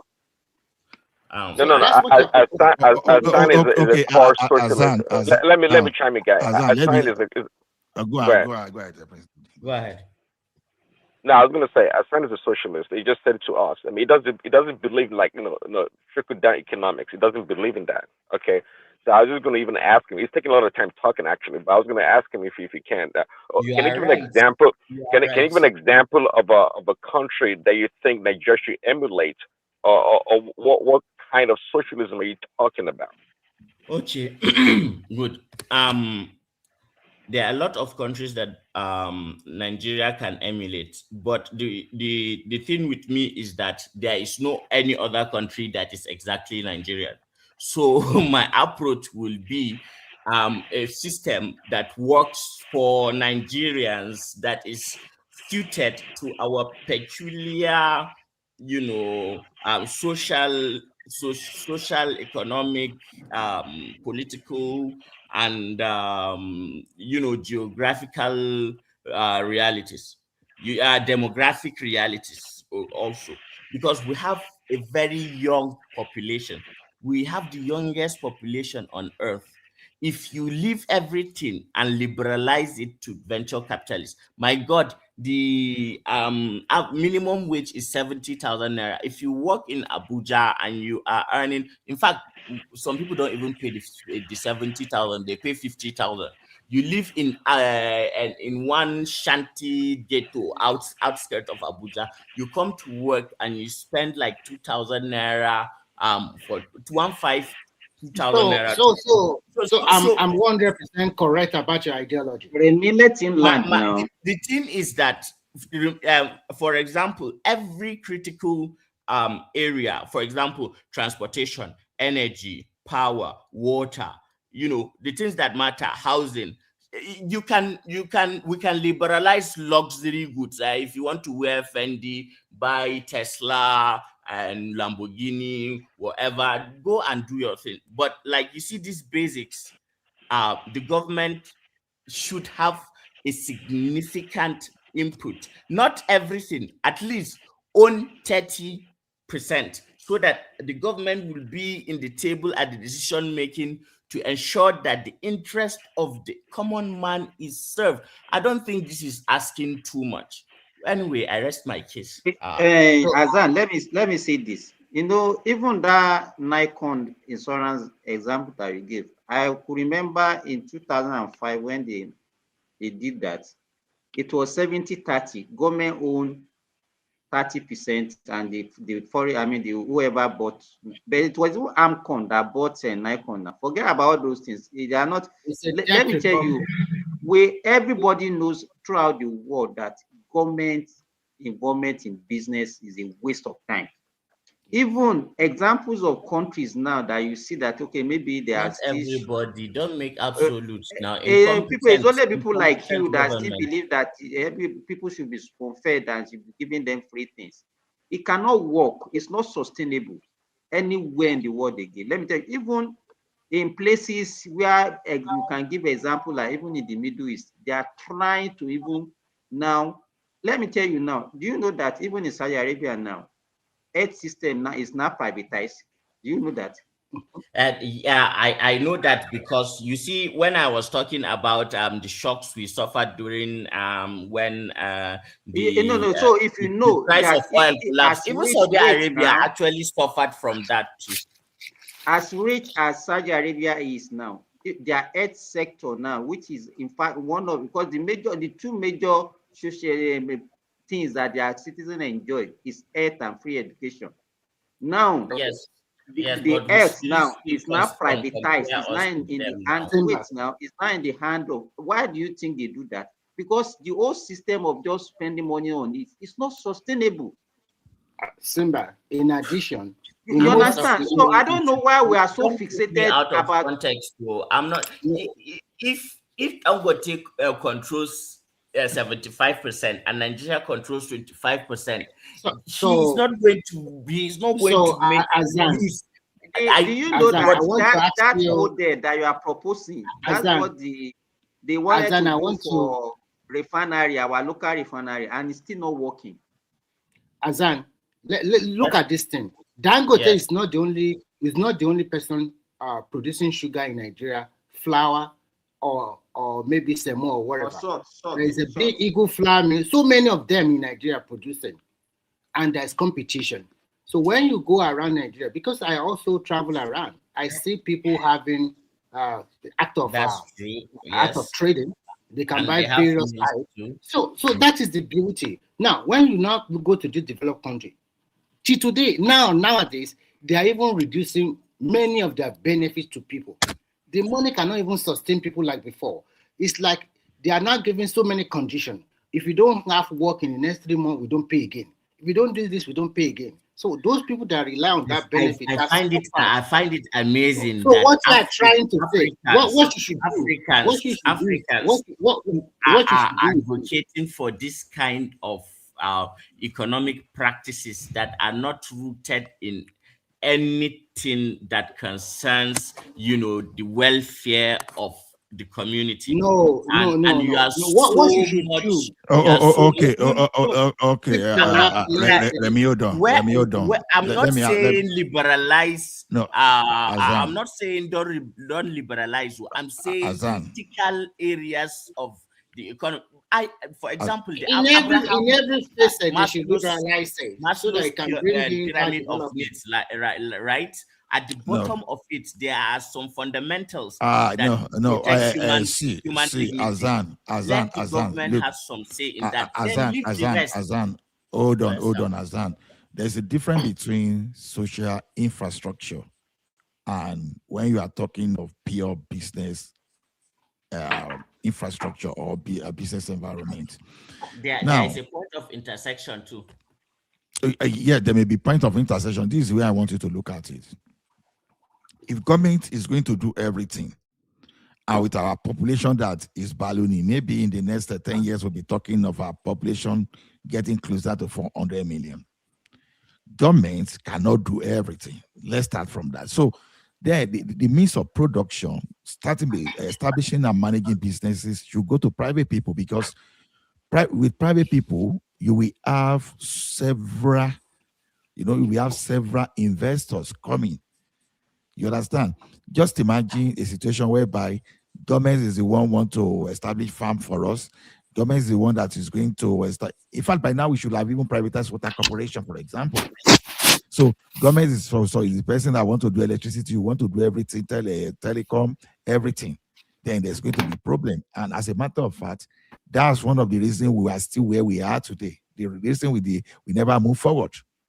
And to make it worse, what that aspect of that government, you are now bringing in corrupt people that, by the time government start doing all those things, then this idea of a quota system will now come into that place. And that quota system, in many cases, if not most cases, they overlook competence. And you bring all those things, and with the aim of them going to that place and just to go and loot and wreck the company. Just imagine Dangote Cement in the hand of the government, and government is giving the Dangote Cement just to make sure you don't want to hand over Dangote Cement to the individual. Today, we won't have the Dangote Cement that is the largest producer of cement in Africa. Just imagine you hand over banking services to the government. You understand? We will not have all those Access Bank and all those any bank today, because some people will be there. Hold on, Baba. Hold on. So by now, we should be. We've experienced what government managed before. The government failed. That was why we started moving to private enterprise. That is why we started even selling the public asset to the private people. NNPC, the money that NNPC looted over time, you understand, that money will be, in fact, if you put it properly very well, maybe we'll be talking of something in excess of $1 trillion. So replicate that one across all government enterprise. That's true. I think where you misunderstand me is up till now, and I repeat again, that I'm not against liberalizing every other sector except for critical. Okay, who owns? What are those critical sectors? The British Airways. Who controls Chinese railways?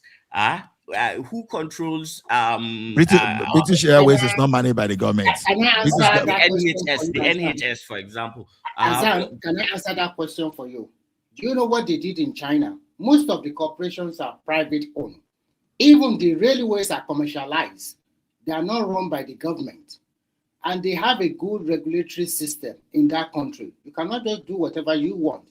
What we have been trying to tell you is that if you let government, where did the funds come from? If you let government have a stake in a business, they tend to overload themselves and control too much. And at the end of the day, it's going to be. I will not lie to you. I was not happy that Dangote, actually got 93% of. I was extremely happy. Why should I not be happy?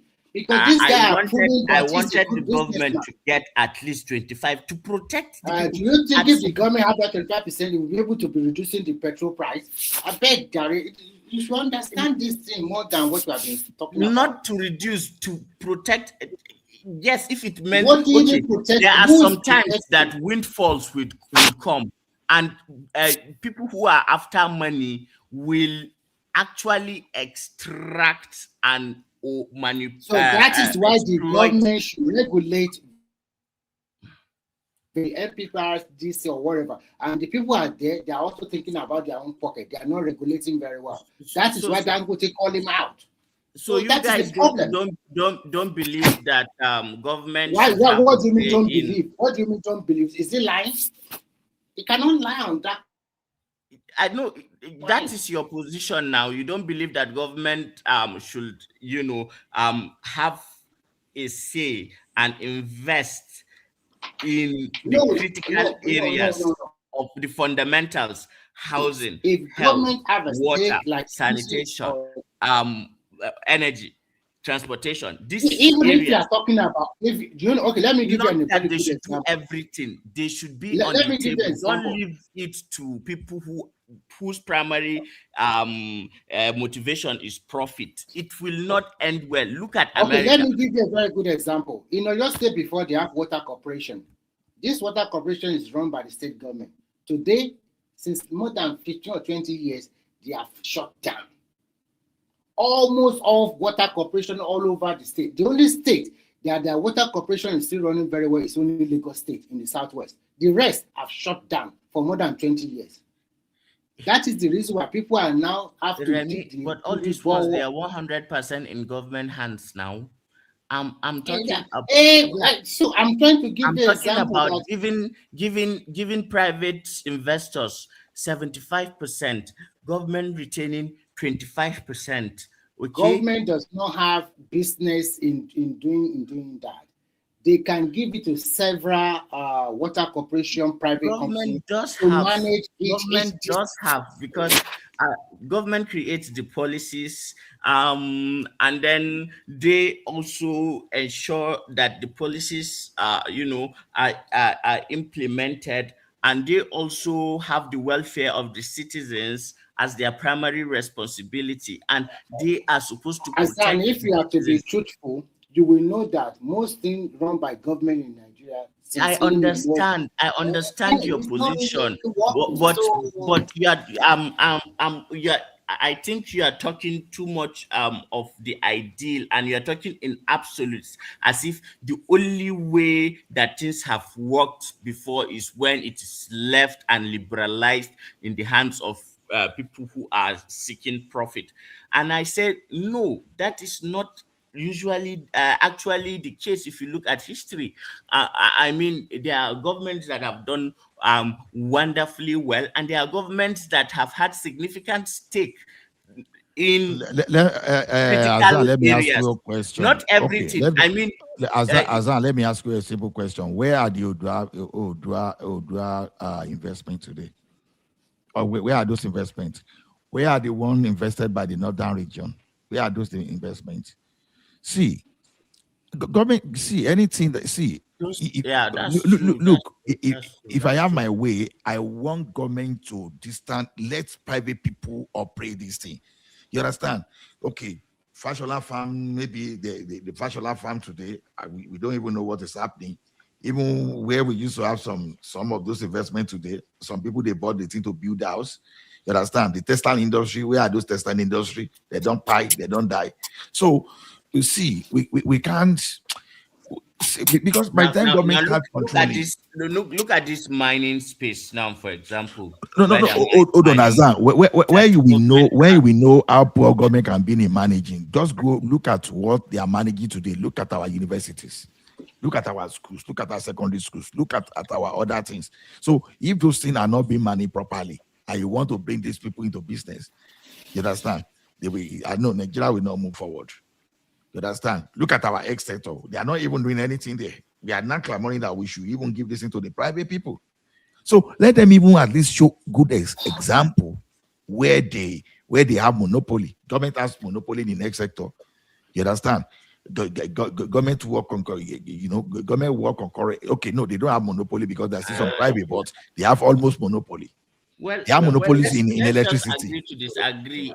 If I'm in power, I will not leave my people in the hands of people whose primary morality and motivation is extracting as much profit. So you are trying to say government should also run on losses, right? If it's government owned or government have a stake, they should run it on losses because they want to start. Now you are representing me well. I'm not saying government for control full ownership. I'm saying it should have a stake. It should have a place on the table.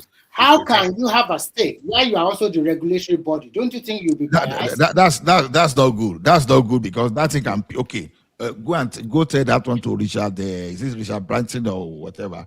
You understand? Of Nigeria, Virgin Nigeria.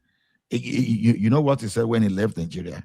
You know, he was even the one having the majority stake, but for the government even having the smaller, the lower stake of it, you understand? The demand of the government through bribery and a lot of manipulation, you understand? They ran the country like ranch. You understand? The only country that is still existing today that I can say, okay, government is running maybe just because of the way they structure it. That's an LNNG. Which is just the way they run it, just like as simple as a private. But you see our NNPC, Randa. Who is funding Voice of America? Who is funding BBC? Who is funding? See, we are not those countries. So we should look at our own peculiarity. See, let me tell you one thing. Whenever we want to do something today, you understand, it is nepotism first before competence in Nigeria.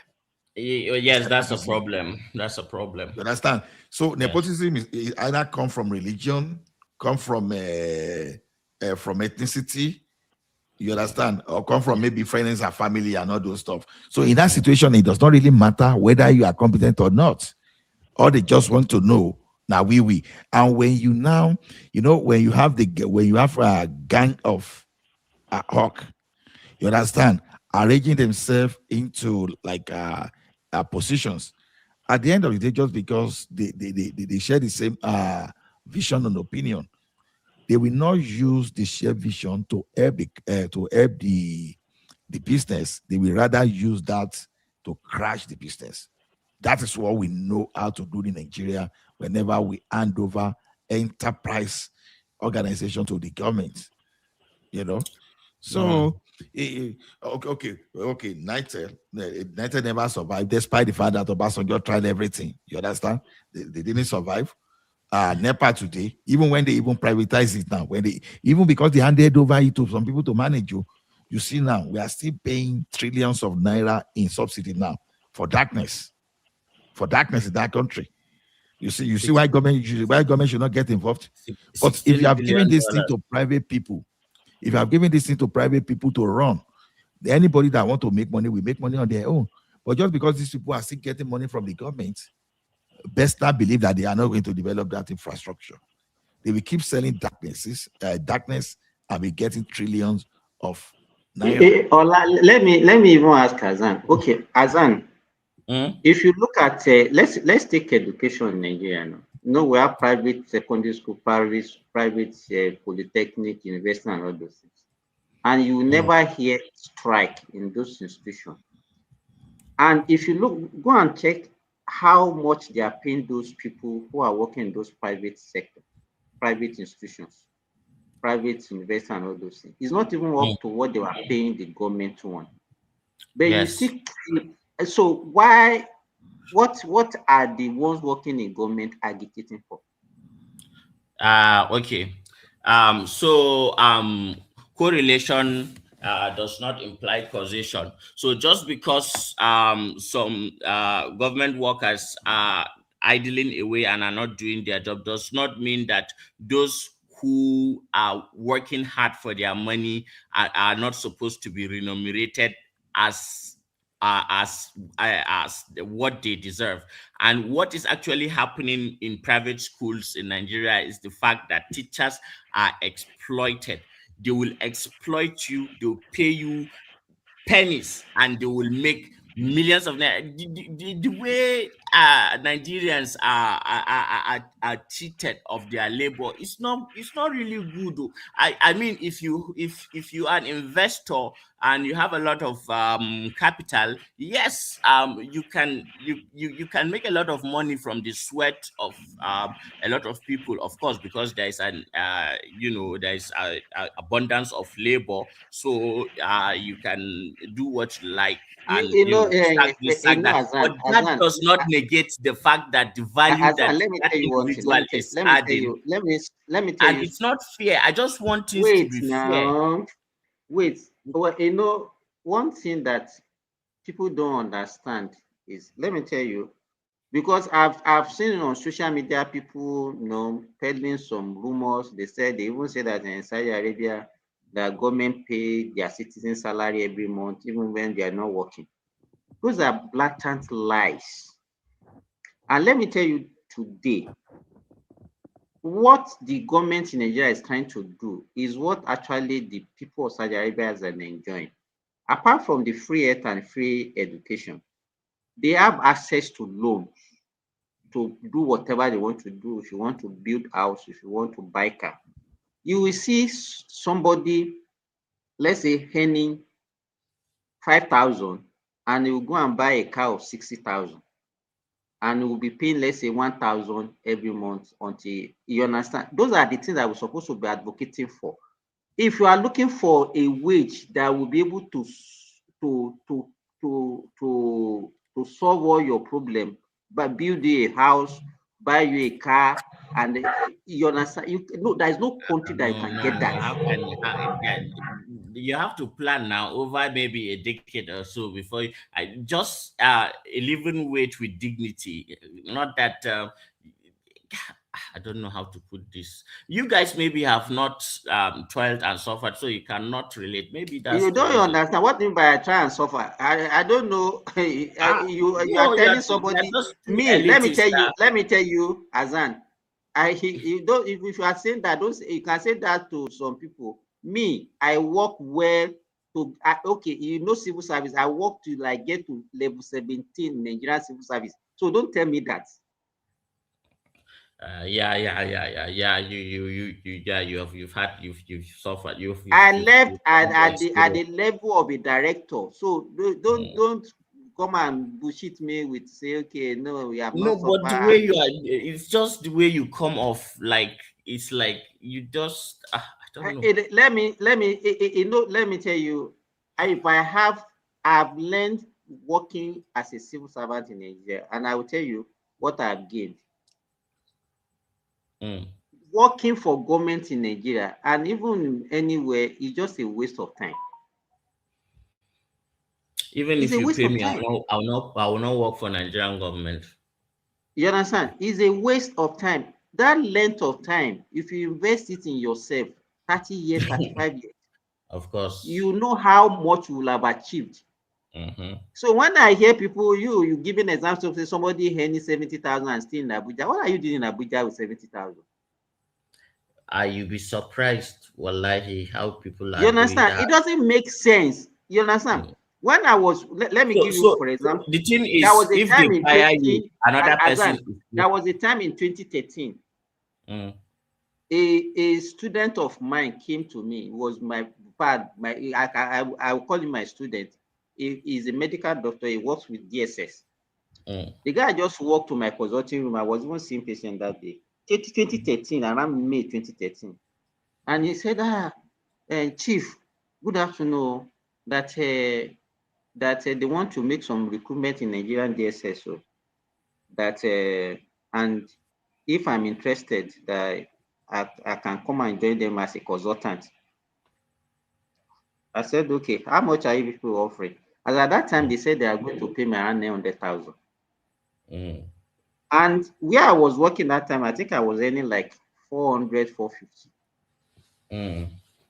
And I look, I said, okay, I will relocate to Abuja to go and be earning 900,000. A mistake. You understand? But how many people can busy? I have my business at that time that I've already doing. Because you are not thinking, you were not thinking like proper civil servant, because proper civil servant will look as, okay, well, you understand? I know how much I was paying I should be able to get 3 million for the school fees of my children. I know how much I will go and be paying Abuja. I know how much. I already have my own house. You must learn the skill of how to steal now. You must add the skill of how to steal before you can go. That's what some people in the hospital. What people don't understand is that if you look at yourself, I don't fancy working in Lagos. Sorry, did Hassan say what can you steal in the government hospital? Are you serious? We don't have chiefs in our hospitals, so because you don't know. Because you don't know. Especially the medical staff. I don't know for those in admin. Well, Simba, is that okay? Some people that are still thief are still thief. That's what I'm saying. In fact, what you if I remember when I was every day, I don't think there's any day I don't even assist patients, pay for their medication or give them money to feed and all You those. see what I'm telling you? They are the ones that In fact, sometimes all my team, my senior registrars, house officers that are following me, sometimes I will even tax them, oh yeah, bring 100 naira here, bring 200 naira here to support patients. People in administration, yes, they can get money they can do money, but not people that are practicing. Yeah, Because you don't have access to money. I know because I have two sisters who are medical doctors, an uncle who is a professor surgeon. So yeah, I know what it's like being a doctor. Let me tell you how some doctors steal from the employer. So it happened. There was this guy. He just had some kind of orthopedic incident.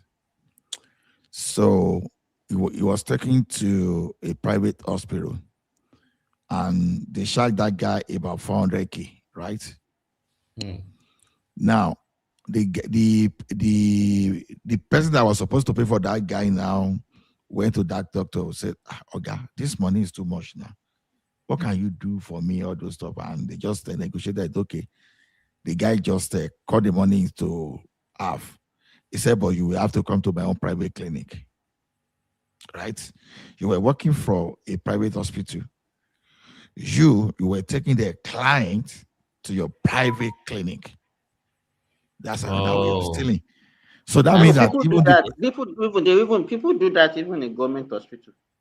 Exactly. That's exactly what I'm telling you. Exactly what I'm telling you. But usually they claim that no. that one. Azan, you are not getting my logic. You are not getting my logic. If Simba went to that hospital, he could have done that. Now, let me tell you one thing. This guy, you know why? Hold on, Simba. Let me land up the story, and you will see one funny thing. So he cut that money to about 200,000 to come to his hospital. He said they will get a blood transfusion and all those stuff. Now, someone now advised the guy, say, "Why don't you go to Bobby? Why are you disturbing yourself? Go to Bobby." When he went to Bobby, fortunately, the entire process was not even up to 10K, if I remember. It was not even up to 10K. From 400,000 to 10,000. So you see that sharp practices. So when you say some doctors will not have chance to steal, because you are not expert. The sharp practice there is not about the money. It's not. Is the corruption of saying you are diverting patients. You understand? You were stealing from. You're not stealing. In Gobi, Gobi is a government institution. I know, but that guy could have done it for that private hospital. Maybe he would have quoted like 150,000, and he will still perform that. And you know that there was no. It was just a manipulation, because that guy was expecting that they will use surgical blade to cut through, knife to cut through, and do all those stuff. The consultant said the guy. Let me tell you. They just did manipulation. Guys, let me go and pray. If you don't have money, what are you doing in private? What are you doing in a private hospital? Because private hospital is business. No. Let me tell you. Sometimes people go to private hospital because of urgency. Because but you should also be ready to pay the price for that urgency. Okay. So now look at about 10,000 to 400,000. Then look at what that doctor did, and I will do it for you for half of that price. You heard what I said earlier, that is a business. Let me tell you, if you go to a private hospital, even they will do tests because they want to get as much as they can from you. You understand? Even tests that are not relevant, they will ask you to do it. Because they want to get more money from you. You understand? It's a practice. Is a normal practice everywhere, and that is why if you know that you don't have money, the kind of attention that you get from them, the speediness or whatever you get, that they will not delay you. they will give you attention, and you pay for it. That one, you go to government hospital, you might experience some delay, but it will be cheaper for you. Yeah, now some hospital you will say will be doing X-ray for a week-old baby. You start wondering, what necessitated that, for goodness sake? It's just to get more money now. No, but was that not some kind of hazard? No, was that not hazard? No, you can do X-ray for a newborn self. Even you can do X-ray for a pregnant woman. It depending on the condition. You understand? No, just because I think the condition was like this, Billy Rubin, whatever. You know, they call it jaundice that was not clearing out on time. You know, started doing a lot of things to check the liver, to check some other things. You understand? For just 1 week child, less than a week child itself. You know, to the point that they will say, okay, this one, they didn't do this one in Nigeria that time anyway, so I won't say they wanted to use it for money. When you are saying you were doing phosphate test for a child, for a newborn, you know, when some doctor will say, say kilo day. So you see, there are some kind of sharp practices. Can they do that one for a newborn child? I should be similar is pediatrician. That's where I'm. So if I'm using the wrong term, symbolic answer. You know, so you see, if someone goes to Abuja, with the salary that should be staying in one local area in Ekiti, know that doctor has another motive, except you are going there because you cannot find job in your locality. Some of them think that if they go to Abuja, it has more better opportunity. They will mean better. No, that's what I'm. No, as a government doctor, maybe they put you somewhere in one village of 10,000 people in Ekiti now to stay there, where maybe your rent in a year will not even be more than maybe 300,000. But they are not sending you to Abuja, where you'll be paying rent of maybe 3 million, 4 million. And you are just earning. How much are you even collecting? And you are earning 700,000 a month. You know, when I was working in Lagos, for me to go to work, I had to get up as early as 4:30 a.m. to beat the traffic. Suffering, it was so. And when I also you they leave because now all those places you go there where you go they wake up 4:30. Before I used to live at Surulere, but when I get a house, I find the house very far away. Life will need take big gang. No,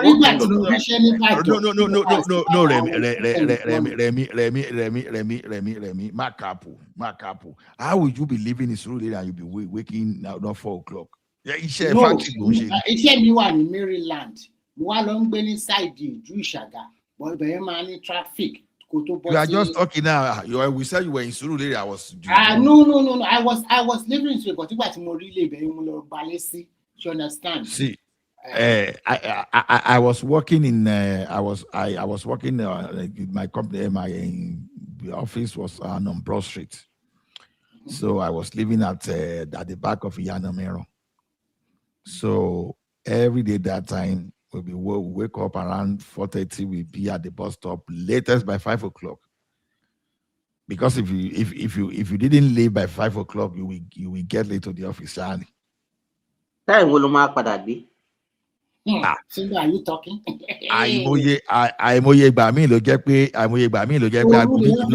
Drop me ni abe bridge Yanapaja. Immediately because you don't even know who you are going to meet on the road.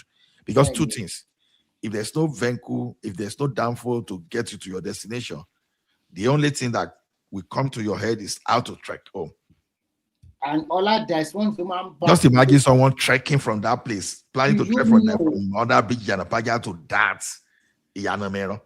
Question to me, tobacco lily or Ojini 4 a.m. How many hours of rest do you normally have? Rest, because when I get up at 4 a.m. In most cases, those maybe we rest about 4 hours. It's a hard life. There was a time where one of my cousins told me that he was living somewhere in an estate, and before that, so what you saw, the thing is so much in his blood that there was a day now wake up at 1 a.m. When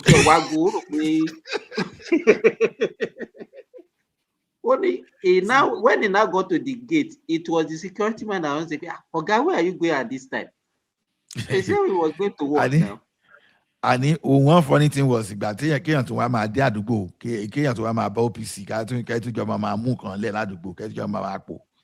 So the thing was, when I realized that living around, so when I now wanted to rent, I wanted to move from where I was. Go around. There's this fine building in Abule Egba, correcting, very big, 3-bedroom flat, everything inclusive. I said, Benny, I would rather go and stay in a boys' quarters in Oregon, or go stay in a boys' quarter in And when you look at it, even economically, Ola, one mistake that people used to make is that they will look at the cost of housing. They don't look at the cost of transportation. You are living in Nigeria, you are working in Ireland, and because you say you cannot afford the house in Ireland, by the time you had the inconvenience, the transportation and everything, in fact, it will cost you more. In terms of health, mental health, everything, because those are the things that people fail to quantify.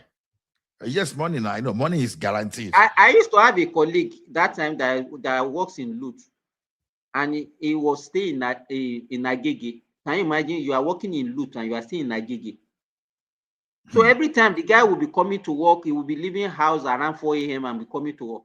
The other friend of mine, that one just rented a house in say Lasamaja, what they call that area, very close to Lut. The guy will just walk in like 10 minutes, 15 minutes to the teaching hospital. But this guy that is staying in Agege, can you imagine what kind of life is that? I didn't enjoy. Our okay, Ola, I can leave my house and get to my place of work in 10 minutes. 10 minutes. I can even forget something at home. I will come back home and pick it. Yes, now. Of course. When I was in Ekiti, now you wanted to go to somewhere. Why will I wake up? See, like, okay, you will resume 8 o'clock. You will just be walking to that place around around 7:20.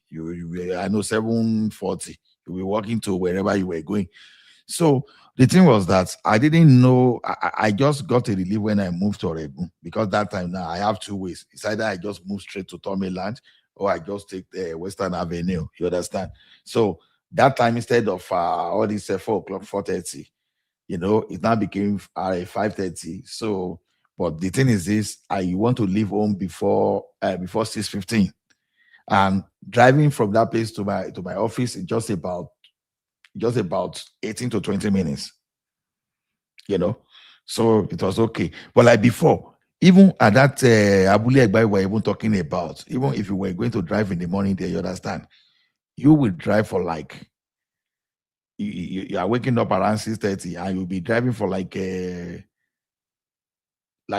50 to 1 hour. And if you didn't even call, so it's become worse if you don't even leave on time. Exactly. No, if there's hold up, you can book 2 hours. Even that mental stress that you have to be thinking about every time, that you are not even sure what you are going to meet along when you are going. You're not sure. No, your brain will not be sharp. Now that's why you get to the meeting, you'll be having meeting in the office, and you'll be struggling to align with what they are talking about. You'll be struggling to, oh my goodness. No. If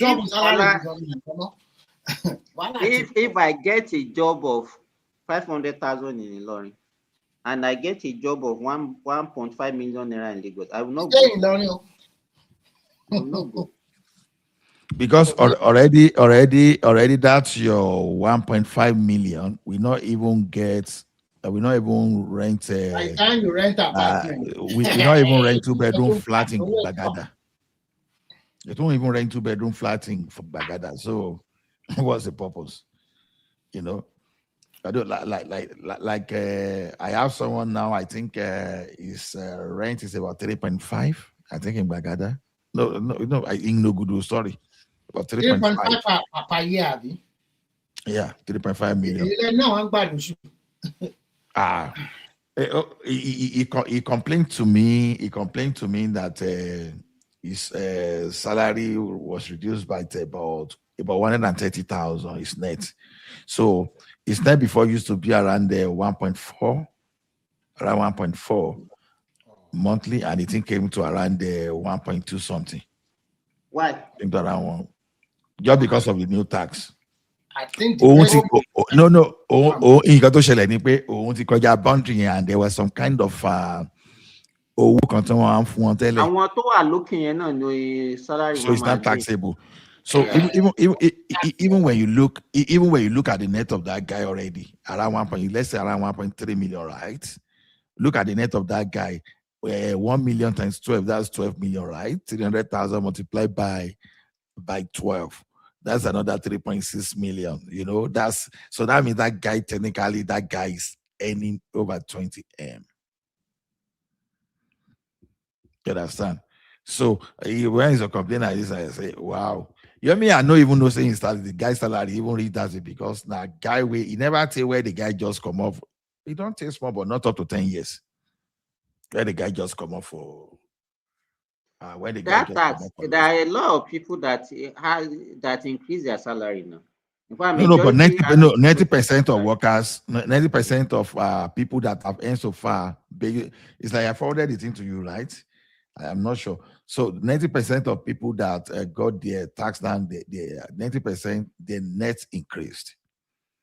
So when your net reduced, I don't think there is any normal civil servant in Nigeria that will not have an increment, because there is no civil servant that will be earning 1.3.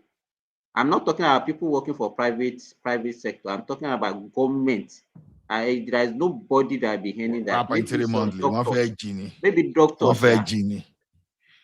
Whether who? Doctors?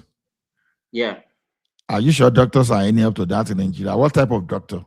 Consultant? No. I forget about it. Even my salary before I left was almost 1 million. Monthly, right? Yes. Okay. So that's it. So if 90% got increase in the net, then you see if you go to online now, they want to tax people to death or those I have one guy in my private group that anything Tinubu like this, in fact, that man a rational mind. I don't even know who Tinubu. I don't even know the worst enemy of Tinubu between the man and the rational mind. Whenever we are discussing that one, sometimes we will forget that we are supposed to be friends. That I'm not a subject. He will just I say this thing. I will like say, Benny, Tinubu is not hearing you where you are, so cool down your temper, you know, because he just want everybody to condemn Tinubu. So today I just share that in that 90% got more. Let me just see if I can just put that in here. I want to ask a question. Okay, look at the Naira now is about 1,300 something to $1. Let us even assume that the thing continue to appreciate and we are now getting to like let's say 900 or 800. Do you think that the government will be able to sustain the salary that they are paying this? No. Please say that again. Let me hear that again. Can you say it again? I said, like, let's say the Naira it is continue to appreciate the way it's continue to appreciate. Naira is now maybe exchanged for like less than 1,000 to $1. Okay. Do you know that the government revenue will also follow that? You understand what I'm saying? Because at least if, let's say, the government is earning 30 billion naira dollar before, whatever they get in dollar is what they convert to naira to pay to say, okay, this is what we are going to spend. So in dollar time, it will remain the same, but in naira time, it will reduce. You understand my point? I understand, because you are assuming that all the government revenue is made in dollars, right? That's what you. Majority of the government revenue is made in dollars. Now we know that now. Are you sure? Our net money is coming from oil, so this is in dollar now. That's not in dollar. true. Because let me tell you what they did in Ghana in around 2005, 2006, when they removed the 0.0000 from their money, is to also remove 0.00 from the salary that they are paying. You understand my point? So if peradventure naira appreciated so well that the naira is now strong, don't you think that the state that are sharing 2 trillion naira now, maybe they are not sharing, let's say, 1 trillion naira, and then they've already increased based on what they are earning now? Don't you anticipate that there will be a problem? I get exactly what you are doing, but then the way I look at it is this: there are a lot of money made locally. You understand? So, like what you are making in the one, like let's say GST, I'm saying GST, like a VAT, like some corporate taxation, like when the corporate taxation, like but everything will also reduce dollar now. Is that what? Because as naira, let me tell you that as naira is appreciating and you understand, the price of goods and services will also go down. The net profit or whatever in terms of naira worth will also reduce. I got your point. Absolutely. I got your so point. What the government will also be getting will reflect the exchange rate. You know why I'm not speaking to this is this. I've not even looked at I've not looked at this thing holistically to see, okay, because I know that the majors forex earner for the government is oil and gas for sure. I know that. But what I'm saying is there are a lot of other activities that go in within that economy too. Don't forget. Because our economy is a reflection of our foreign exchange. Let me give you, because whatever is our economy is driven by importation of most of the basic goods and services, even raw materials and all those things. So it has a very huge impact on the cost of things in Nigeria. I definitely know where you are going to, but I'm still telling you that now, okay, for example, now let me ask the question: if you look at Lagos state government to start with, what's like the tax they generate, internally generated, from payee and all those stuff? Do you understand the quantity? Okay, let me give you for example. Let me give you, maybe you understand it the way I want. I understand what you are saying. Let's say somebody brings $10 to come and invest in a company. You understand? And that $10, as the time you bring it in, maybe the naira was 1,500 to $1. So that would be like 15,000 naira. Am I making sense? Yes, $10. Now you put that money into the economy and you are running it. So a time now comes that the exchange rate now is now falling. So let's say now you have like $1 to naira is now 800 naira. You know that the cost of whatever you are selling will also reflect that.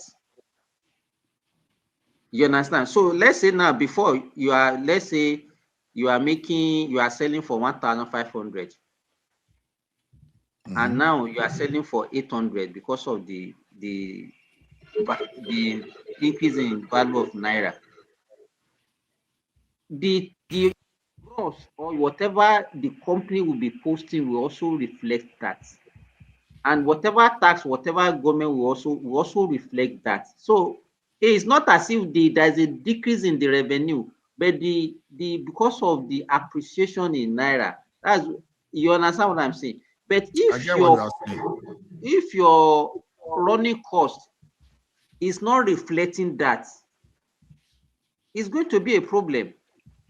So what I'm saying is that, is it possible now to say, okay, because now the purchasing power of naira is increasing, and they have to now be reducing the salary of people? No. Because no, they won't do, because the problem we are having is that the regulatory body are not doing their work at all. Like, for example, I don't think you understand what I'm saying. It's okay, not about regulatory body. Okay, let me give you, for example, let me use my own little business to say, there was a time we are selling egg 700 naira per crate. Now we are selling 4,700. And as at that time, I was paying my staff maybe 10,000 naira. As at that time that we are selling 700 naira per crate. Now I'm paying them 80,000. Do you understand? Let's say peradventure we now find ourselves in a situation whereby the price of egg is now 700 naira. Do you think I will be able to be paying that 80,000 naira again? I understand exactly what you are talking about. You are looking at it from the point of foreign exchange. Okay, today maybe you make $1, the government make $1, let's say it's 1,600. Then it comes to 1,000. The government is losing in terms of naira, in terms of naira value. You understand? I got your point, but that's why I asked you a simple question the other time, that if you go back to Lagos State, for example, what are they making internally? What are they using for payroll? Okay, let's say Lagos State government this year, I think they budget about 400 billion for payroll. Now, how much is Lagos State government making payroll? Yeah. If I give, let me check. I get. Let me check. What is their budget? Do you think that kind of thing cannot lead to inflation? No. That should actually help with we actually reduce inflation if naira strengthening. It will actually lead to. If the purchasing power of the people increases. Now, yes, see, I understand what you are. So understand what you are saying. You know, there's an inflation driven by the supply. If supply cannot measure up all those stuff. But what we are saying in this instance is that if naira strengthening, the people become more prosperous. You understand? The people becomes more prosperous. And it now depends on how government responds to some kind of policies. Will you be importing more, or you be producing locally? So now, if there were about 10 bags of rice before, you understand, and naira increase, and this thing appreciate, you understand? So you expect people to say they want to buy more bag of rice, and therefore there be competition for the supply, right? But now, the policy of the government now, if it encourages, like, okay, you bring in more rice, then that one will nullify whatever inflation you want to talk. You know, even someone is telling you that government will have to increase tax to solve that problem. Yes, unfortunately, unfortunately, that's an option. True. It's an option, but it's not in case of Nigeria. You understand? Nigeria, somebody, that is when they will now remember that my grandfather that died 50 years ago, we have to yen pada. You know. No, that's funny thing. But when the price of petrol continued to go down, more Nigerians started buying car again. So you see. No, So not that even more. Angola, More Nigerian, even the people that park their car, they put them on the road more now. that's what I'm saying. What I'm trying to say is that that kind of I think what will happen initially is that it will encourage more people to buy more. That will be boosting the economy. There'll be more spending. There'll be more spending. Yeah. And that's good for the economy. Relatively, it will be a relative more spending. No? More spending because someone that can have something. Let's say what you can use to buy one thing before is now you can use to buy two things. You understand? Same amount, but now can purchase more. Do you understand what I'm saying? It's the same amount that you are spending because your salary has not increased. It's not as if you have more money in your hand. It's only that the one that you have has more purchasing power. You understand my point? Simba. Yeah, no. Like I said, I don't want to give a response in a hurry because we have to simulate with different input. We can raise this question tomorrow. Maybe we'll have come up with a better because a lot of things can happen. You understand? So a lot of things can happen. People will not earn more. The scenario that I'm painting that you don't earn more, but it's only that what you are earning. The naira has appreciated. I understand what you are saying. It has more power. Naira has appreciated. Power of the naira. For example, somebody do a very simple. But the question you should ask now: will your crate of air come down that time? That's the point. You understand? Because your crate of air will come down. They will necessarily not bring it down, but it's coming down. No, I mean, you don't say they will not necessarily. It's coming down. Let me tell you, all these things are demand and supply now. Let me tell you this: it's a natural thing. If you say you don't want to bring your own down, there are a lot of people that will bring it down. You'll be forced by other people in the same business. And it's not even a kind of product you can just we down for driver bring the cost of transportation down. They don't. So and that's with the landlord, with the landlord bring the cost of rent down. You understand? When they were buying fuel for 1,000, and now they are buying for 700 and something, have they reduced the price? No, they did not. So that's why I'm saying that there is no regulatory framework to really control that kind of thing. And there should be the input for response. It's not coming. They are not coming to my head immediately. So that's why that's your question caught me. That caught me unexpectedly. So I have no answer. Sometimes I wonder why most of the state government they are not copying like Lagos State BRT system. Where it's easy to, if I were governor of your state, what I would do, I have 9 local government in Ibadan. I would just give each local government. You they whine me. The state governor that cannot even protect their forest. No, let me say this. You see, or your state now, or your state need to intensify effort to clear all this. He's just a stupid man. I'm sorry to say that. You understand? Because that kind of thing, I don't even. They applied it before now. In Oyo State that time, I don't know them if you are aware. That time there is this TCTC transport company that time now. Yes, by Ajimobi, you are right. But when was it Oyo State or Elisha when sorry, Osun State? TCTC. I think it's Bolagi. It's not Bolagi. It was before Osun State was even created, so not. That's the TCTC before Osun State was created. Exactly. Yeah. TCTC is Ipegan now. Go to Ipegan now, yeah. I know. Those states they used to have Owena mass transit. Owena trans Kinika.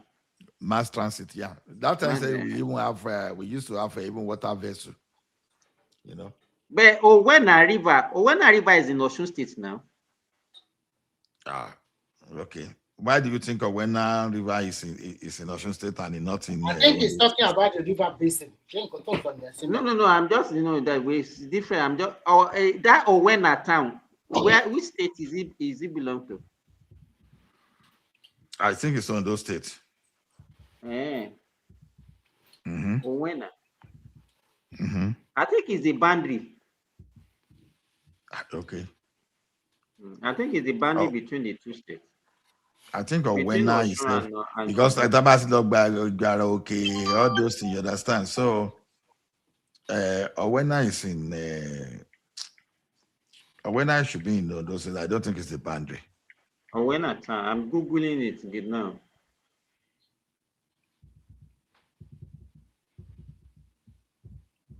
Ondo State. Owena is in Ondo State. I know for sure. Because that of the river there. So, and Owena is in Akure South. So Owena River Basin, all the man. I remember all those days when our dam used to function. We have this Ogbe dam and you guys, thank you for your this thing. I'm going to work. Okay, well, thank you everyone too. Maybe we just we don't try. I was even trying to push it to 5 hours. It's like people, all those back end panelists are not here today. So thank you everyone for sharing the time with us, and your presence is appreciated, and we've learned a lot together. So we shall come back tomorrow. Well, let me say on behalf of one man, if he decides, we shall come back tomorrow. You understand, for another learning session. Thank you everyone. Have a good day.